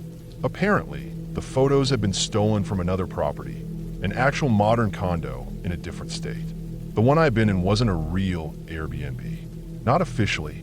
Someone had sublet it and used fake info to make the listing. The host profile was suspended.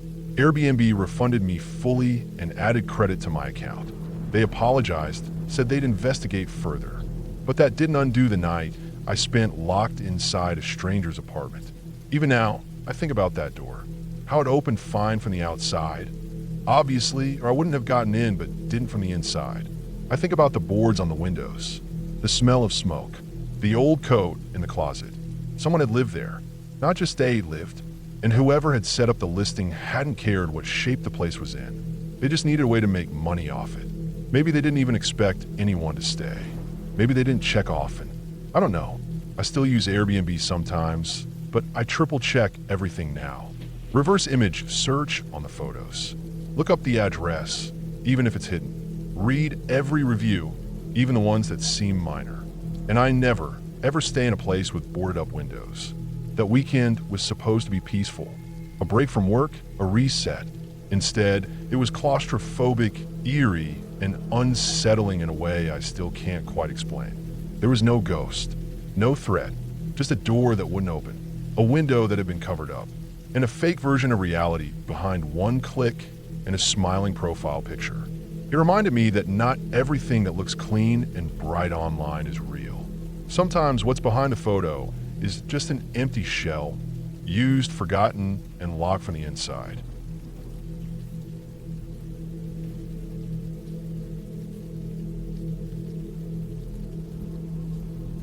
We had talked about this trip for months. It was supposed to be a weekend away from everything. Phones off, no service, no noise except what the woods gave us. There were 5 of us, me, Luke, Jordan, Evan, and Mateo. We'd all been friends since college, and once a year, we tried to do one trip like this. Somewhere remote. No campsites, no picnic tables, no other people. Just dispersed camping, where you pick a patch of open land and make it your own. Luke had found the spot online. It was deep in a national forest, about 2 hours off the main highway, up a winding gravel road that had no signage after the first 10 miles. No rangers patrolling, no marked trails. You had to bring everything you needed and pack it all back out. The nearest town was over an hour away, and we only passed one other truck on the drive-in. When we got there, we found a clearing that sat a few hundred feet from a small stream. The ground was flat, soft, and there were enough trees around to hang tarps and string lights.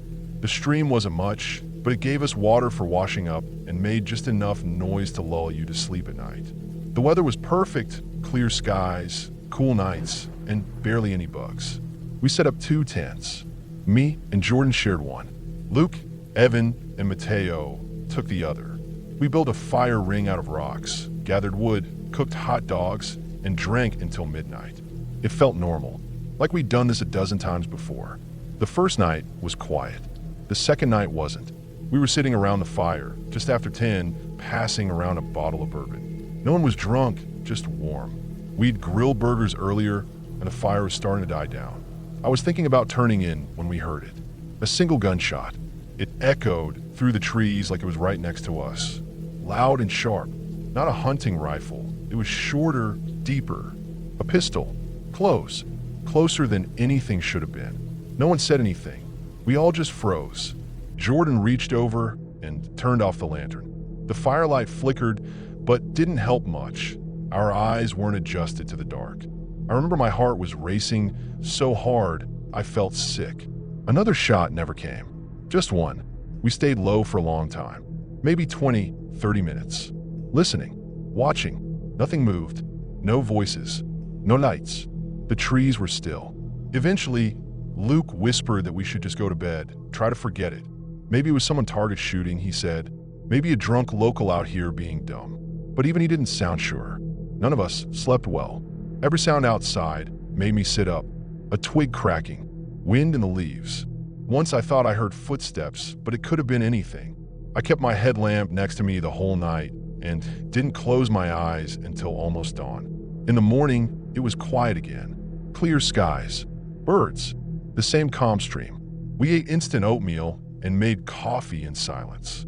I could tell no one wanted to bring up the gunshot, but it was sitting heavy on all of us. When we started packing up, Jordan wandered off to pee. A few minutes later, he came jogging back.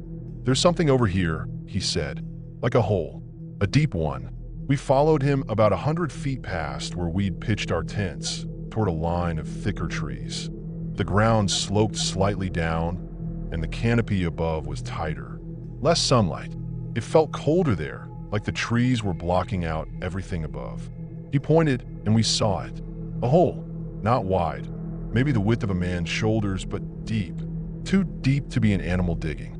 The sides were clean, almost square, like someone had started digging a post hole or something deeper. There was a shovel lying next to it, half buried in leaves. One of those heavy-duty ones with the wooden handle and steel blade. No rust. Recently used. And near the edge of the hole was a spent bullet casing. Brass. Just sitting there in the dirt. We didn't speak for a long time. The hole wasn't finished. It was about 4 feet deep. Not enough to hide much, but it looked like someone had been working hard at it. The dirt was loose and piled on one side. The shovel had dirt on the blade. Whoever had been there wasn't finished. We all backed away slowly. Jordan asked if we should fill it in, just to be safe, but Evan shook his head. "If someone's coming back," he said quietly, "I don't want them to think we messed with it." That chilled me more than the hole itself. Because he was right. Someone had dug that hole. Someone had fired a gun. Someone might still be nearby. We packed up faster than we ever had. Threw our trash in the bags. Didn't even fold the tents properly. I kept looking over my shoulder every few seconds, expecting someone to step out from behind a tree. But the forest stayed quiet. When we got back to the truck, we all agreed we'd stop at the ranger station at the edge of the forest. Even if there weren't rangers around, someone had to manage the land. Someone had to report things like this. The station was locked when we arrived. Just a small wooden building with a few posters stapled to the outside and a drop box for permits. We wrote down what we saw, described the hole, the shovel, the bullet casing, left our names and phone numbers. No one ever called. A week passed, then a month. Nothing. I emailed the local Forest Service office. Got a generic reply back, thanking me for the report. They said they'd look into it. That was it. No follow-up. No questions. I kept checking news sites, trying to see if a body had been found or if there had been a missing person report in that area. Nothing. I set up Google alerts for the county. Still nothing. Eventually, life went on. We all got busy. I moved. Jordan got engaged. But I still think about that weekend. Sometimes I wonder if the shot we heard was meant for someone else. If we were never the target, just accidental witnesses. Maybe the sounds scared the person off, or they changed their mind, or they weren't ready to finish whatever they started. Or maybe we interrupted something. Maybe whoever dug that hole came back later, finished it, and we'll never know what went into it. I don't go camping anymore. Not like that. I'll still go to state parks, where there are rangers and other people around, but not out into open land. Not where there's no one else for miles and you can't hear a car, let alone a siren. I still think about that shovel. Why leave it? Why stop digging? And why didn't anyone care? The forest doesn't answer questions like that. It just keeps growing, keeps swallowing things up until the dirt looks like it's never been touched. But I remember, and I know what we saw. That hole wasn't for a post. It wasn't for trash. It was too narrow, too deep. It looked like it was meant for someone.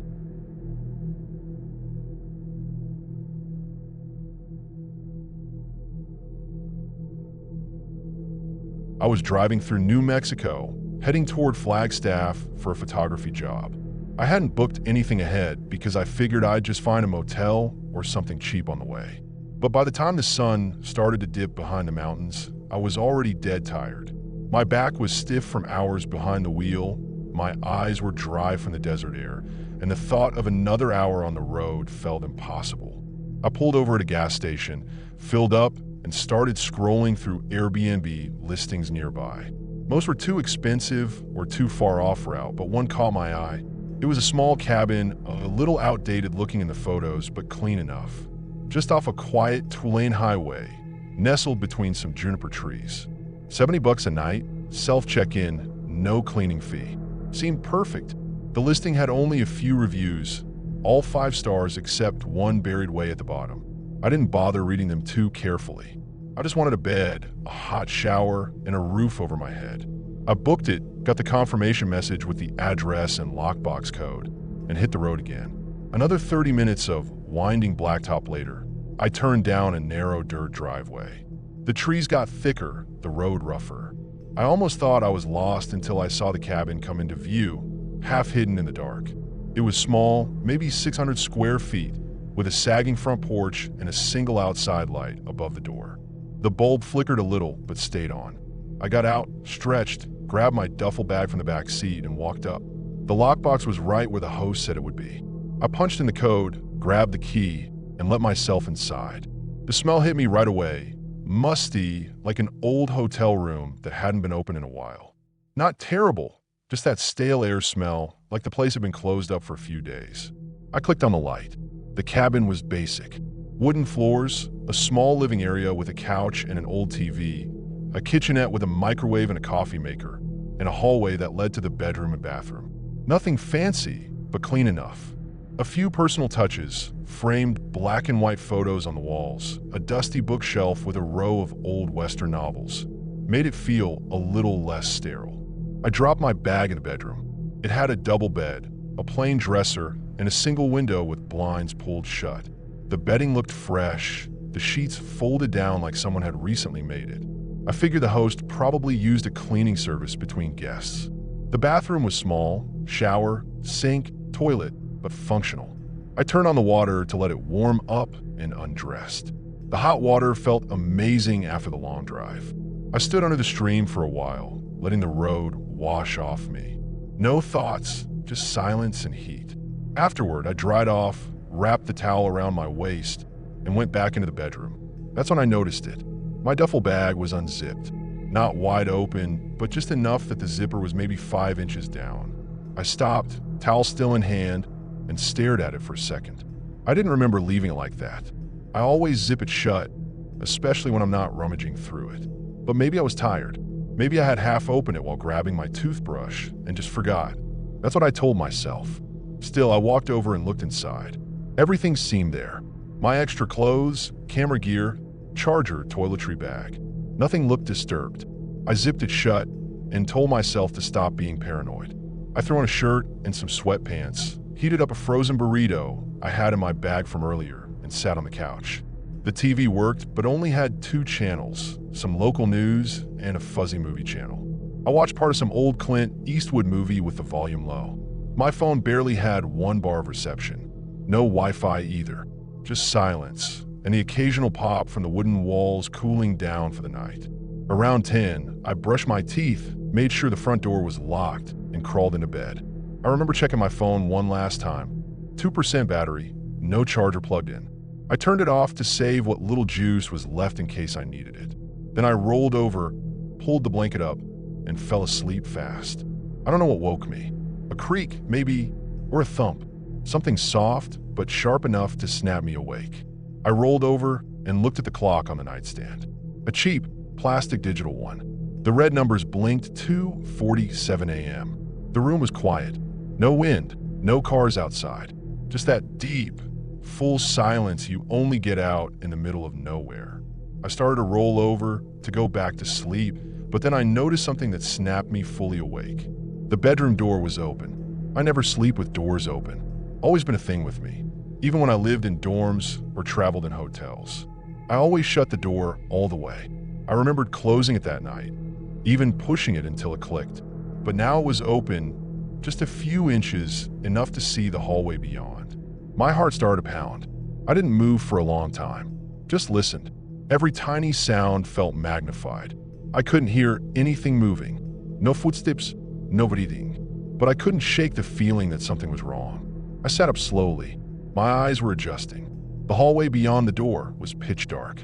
I kept staring, expecting to see movement, anything. A shadow, a flicker, a shape. But there was nothing. Still, I didn't feel alone. I didn't turn on the light.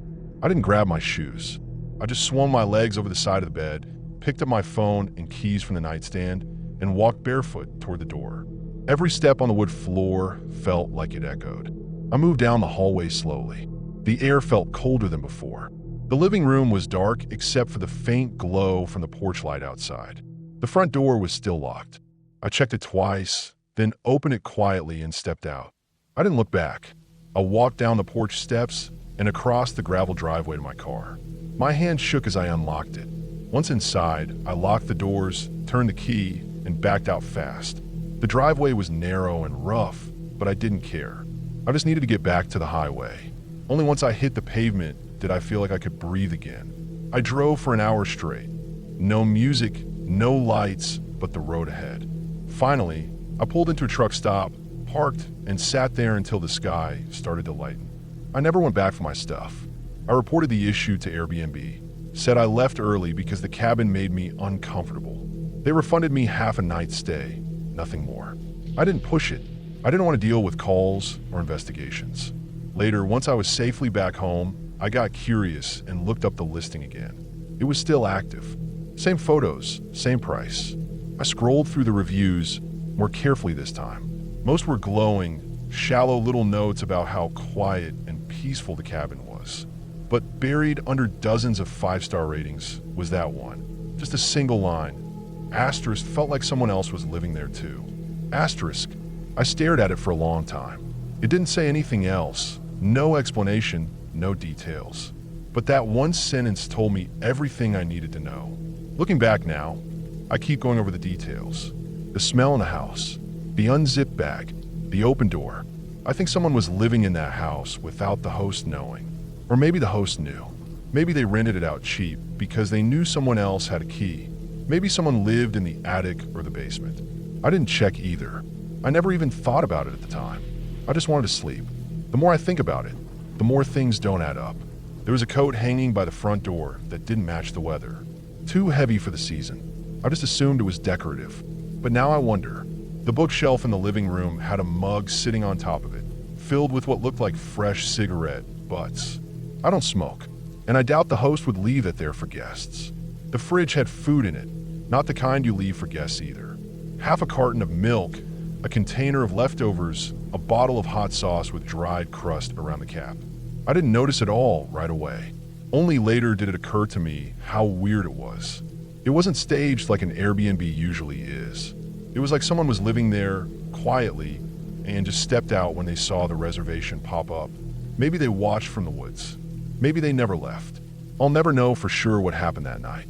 I didn't see anything, didn't hear a voice, but I trust my instincts. And something in that house felt wrong in a way I can't explain. Not paranormal, not ghostly, just human. That creeping sense that someone was nearby. Close, waiting, maybe watching me through a crack in the door, or from the closet, or from behind a vent cover. Sometimes I wake up in the middle of the night now and check to see if my door is shut. Sometimes I check to make sure no one's living in my crawl space. It sounds crazy, I know, but once you've felt that kind of wrong, once you've stood in the dark and known someone was near you without seeing them, you don't forget it. You carry it with you.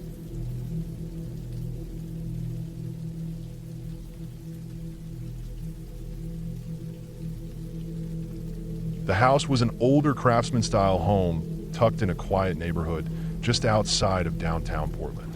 Tree-lined streets, a small porch with a creaky swing, and big old windows that face the front yard. It looked like something from a postcard.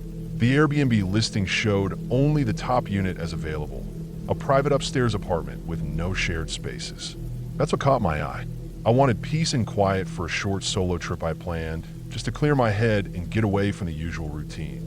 When I arrived, it was late afternoon. Gray skies hung low, and the whole neighborhood had a calm, almost sleepy feel. The instructions from the host were simple. Self-check-in through a keypad lock, top unit only, entrance on the side through the wooden staircase that led up to the second level. I parked my car on the street, grabbed my bag, and climbed the stairs. The keypad beeped, the door clicked open, and I stepped into what looked like a nicely kept, modest apartment. The space itself was cozy. Hardwood floors, a small but functional kitchen, a clean bathroom, and a bedroom with a queen-size bed and a view of the backyard. The host had left a small welcome note on the kitchen counter with a Wi-Fi code and a few suggestions for local cafes. There was no mention of any other tenants or shared spaces.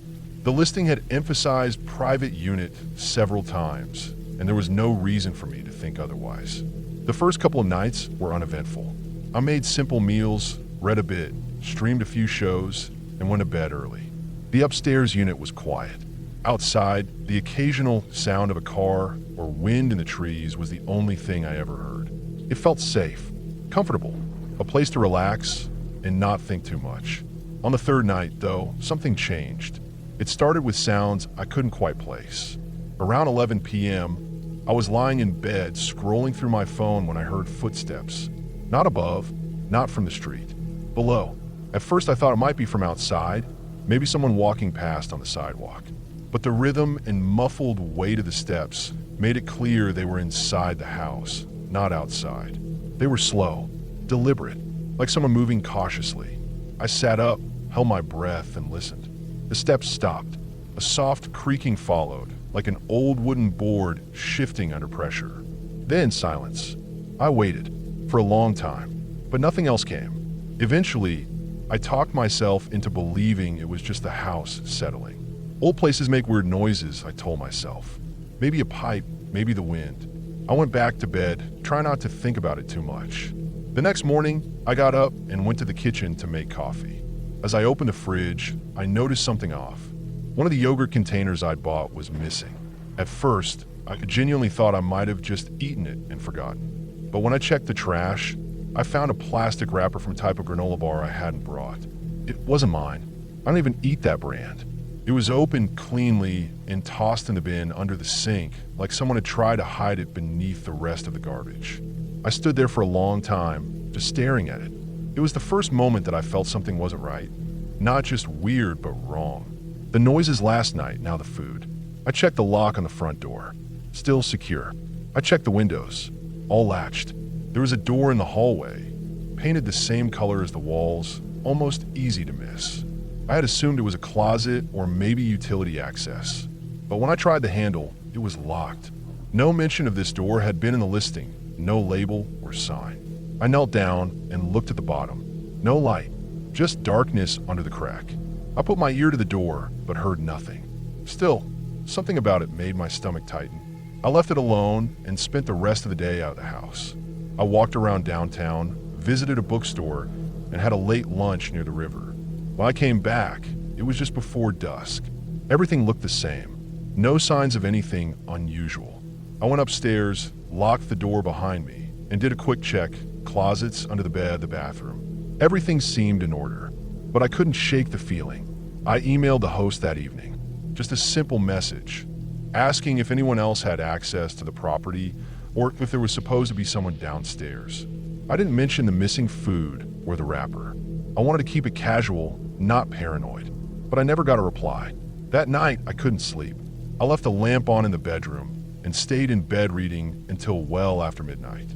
Around 2:30 a.m., just as I was starting to doze off, I heard again, footsteps, this time slower and closer.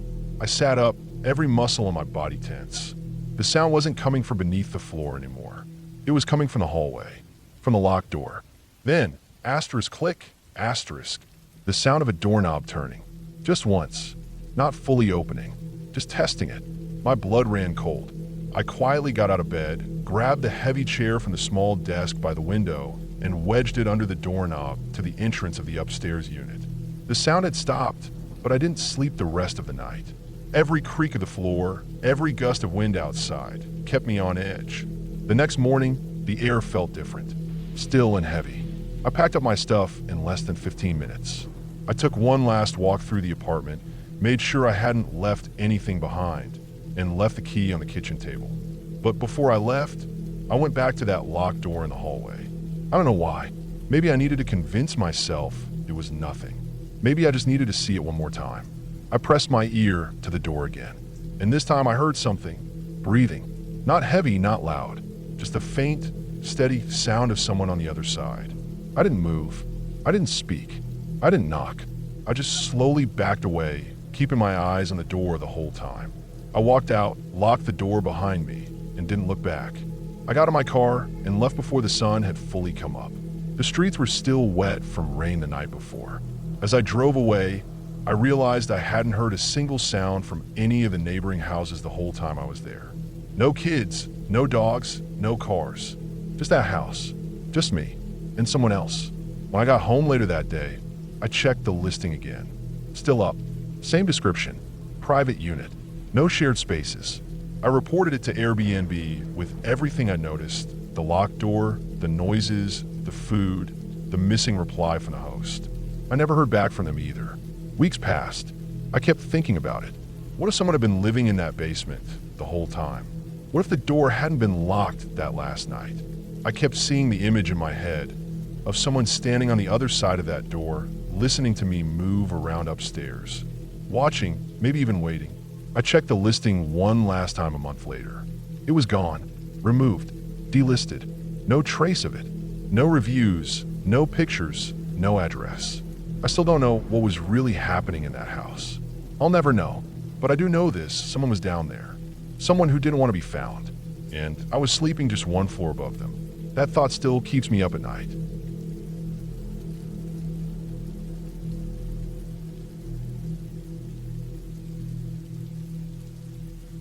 It started with a missing persons report. A woman named Andrea Myers had gone hiking alone in the Blue Hills Reserve a few hours out of town. It was late September. The leaves had just started to turn, red and gold patchwork across the hillsides. She posted a photo the morning she left, smiling, holding a thermos of coffee, backpack over her shoulders, boots dusty from a summer's worth of hikes. That was the last anyone saw her. I didn't know her. Not personally, but I knew the trails. I'd hiked them since I was a kid. The area wasn't wild wilderness, not like the Rockies or the Pacific Northwest, but there were parts of the Blue Hills that felt more isolated than most people would guess, especially once you left the marked trails and took the fire roads or game paths. You could walk for miles without seeing another soul. That's probably why she liked it. I get that. I've hiked alone plenty of times. It's peaceful out there. At least it used to be. The news spread fast. Social media first, then the local papers picked it up. Solo hiker missing in Blue Hills. A couple of blurry photos showed up. One of her near a rock formation I recognized, and another of her car parked at the trailhead. They said she hadn't returned home that night. Her phone last pinged around 3:40 p.m. in a pocket of the park, where cell coverage was spotty at best. That helped narrow the search. At first, people assumed the usual. Maybe she twisted an ankle. Maybe she got turned around and lost her bearings. But the first search turned up nothing. No footprints, no gear, no signs of a struggle. The rangers brought in dogs. Helicopters flew grid patterns. Nothing. The woods swallowed her. But the phone was found 8 days later. A couple, middle-aged hikers from Boston, were walking along a drainage ditch that fed into one of the smaller ponds near the far edge of the reserve. It was barely a path, not even on most maps. They spotted something shiny in the underbrush. It was Andrea's phone. The screen was cracked but intact. It was damp but still worked. Battery dead, obviously. When the authorities plugged it in and accessed it, they found a video. It wasn't long, just under 2 minutes, but it spread like wildfire. She was filming herself, holding the phone close to her face. She looked terrified. Her voice was barely above a whisper. She kept glancing over her shoulder. You could hear her breathing, sharp and panicked. She said someone was following her, that they'd been tailing her since late morning, that she'd gone off trail trying to lose them, but it hadn't worked. She didn't say much more. No name, no description, just a fear, pure and tight. At the end, she stopped suddenly, turned to look behind her, and the video ended. They found her body 3 weeks later. Some deer hunters came across it near an old, abandoned logging road deep in the reserve. Her backpack was gone, so were her shoes. She was lying under a thin layer of pine needles and leaves, as if someone had tried to cover her but hadn't put much effort into it. Her body had decomposed quite a bit in the time she'd been missing, but the coroner said she'd likely died not long after that video was taken. There were bruises on her neck and arms, defensive wounds. She'd fought, but she'd lost. The official word was that she'd been murdered. Police said the evidence pointed to a stalker, someone who knew the area well, someone who may have followed her before, maybe even on other hikes. They asked for tips, set up a hotline, interviewed dozens of people, but nothing came of it. No arrests, no suspects. That should have been the end of it. Another tragedy, another case gone cold. But I couldn't shake it, because I saw myself in her, the solo hiker, the one who prefers quiet to company, the one who thinks they know the woods like the back of their hand. And because I knew those trails, every twist and bend, every switchback, every hidden corner where you could vanish and never be found, I started going out there more often, walking the same paths she might have taken, looking for something. I don't even know what. Maybe to understand what happened. Maybe to find something the cops had missed. I didn't tell anyone. Not my girlfriend. Not my co-workers. I just started going. Early mornings, mostly. Sometimes evenings. I stuck to the public trails at first, but eventually I veered off. I knew the shortcuts, the old trails no one maintained anymore. I followed drainage lines, dry creek beds, game trails. I tried to picture where she'd gone, what turns she'd made, how she'd tried to escape. One morning, I parked at the same trailhead they found her car. It was just after dawn. The sky was pale and gray, clouds hanging low. I brought a thermos of coffee and a printed map, marked with circles where I thought she might have doubled back or gone off trail. I walked for hours, stopped for lunch under a large granite outcrop. Around 2 p.m., I found the ditch where her phone had been discovered. It wasn't much, just a shallow channel carved by years of runoff. But the brush was dense. The fact that someone had tossed her phone in there told me one thing. They knew people weren't likely to find it. Not unless they got lucky. And that meant the killer knew the land well. There was something else. The more time I spent out there, the more I noticed things. Small things. The feeling of being watched. Sometimes, branches freshly broken. A cigarette, but still warm. Footprints that didn't match mine. A few times, I'd find a tree with a notch carved into it. Not initials, just a deep V, fresh enough the bark was still bleeding sap. One afternoon, late October, I followed one of those game trails deeper into the hills. It was cold, damp, the leaves slick underfoot. I came across a small clearing surrounded by dense pine. In the center was a stump, old and wide, maybe 3 feet across.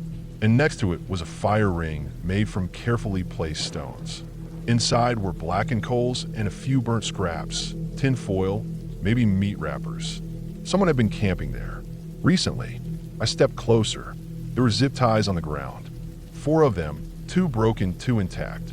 A short piece of paracord, a torn strap from what looked like a backpack. Everything damp, but not rotted. That's when I heard movement behind me. Just a soft shift, like weight on wet leaves.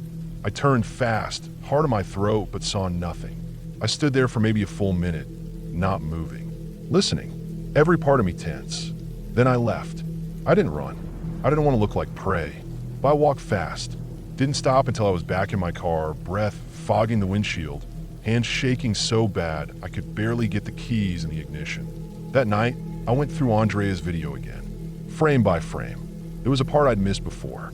Near the end, just before she turned the phone toward whatever she thought was following her, there was a quick flash of movement behind her, between 2 trees. Just a shadow, barely visible. But I recognized the shape, the curve of the shoulder, the brim of a hat. Someone had been there. I printed the still, taped it to my wall. I didn't tell the police. I knew what they'd say, that I was obsessing, that I was seeing things, that they had no leads, and that the case was cold. So I went back. I started keeping notes. I marked every place where I saw signs, those V carvings, the campsites, the cigarette butts. There was a pattern. They formed a rough circle, maybe 5 miles across. Always just off trail, always just out of sight. Whoever this was, they didn't live out there. Not full-time, but they knew the land. They moved like they belonged. It got worse. One morning, I came back to my car after a long hike. There was a smear of mud on the driver's side mirror. Just a streak, like a finger had traced across it. I hadn't parked near mud. I checked the doors locked. No signs of forced entry. But the message was clear. Someone knew I was looking. I stopped going out alone after that. Started bringing a friend. Joe, big guy, ex-military. Not easily spooked. I told him everything. Showed him the map, the photos, the print from Andrea's video. He didn't laugh. He believed me. We went out together the next Saturday. Took a different approach. Instead of following the trails, we tried to anticipate. We looked for high ground, places with a view.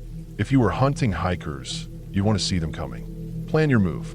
We found a ridge just north of the clearing I'd seen the zip ties in. At the top was a small rock overhang, partially concealed by brush. From there, you could see almost half the reserve. We found an empty can of beans, a half-burnt matchbook, and a flattened area that looked like someone had laid a blanket there. Joe picked up a cigarette, butt and sniffed it. Fresh. He's been watching, Joe said. Waiting. That was when we called the police. This time they listened. They sent a small team, 4 officers plain clothes, armed. Joe and I showed them everything. The campfire ring, the ridge, the map. We waited with them at the trailhead while they went in. They were gone for hours. When they came back, they had a man in cuffs. He looked average, balding, maybe mid-40s. Cargo pants, fleece jacket, not the monster I'd pictured. But in his backpack, they found a hunting knife, duct tape, gloves, and zip ties. Same brand as the ones I'd seen. He had no good reason for being out there. Said he was camping. Said he hadn't seen anyone all day. But they found more in his car.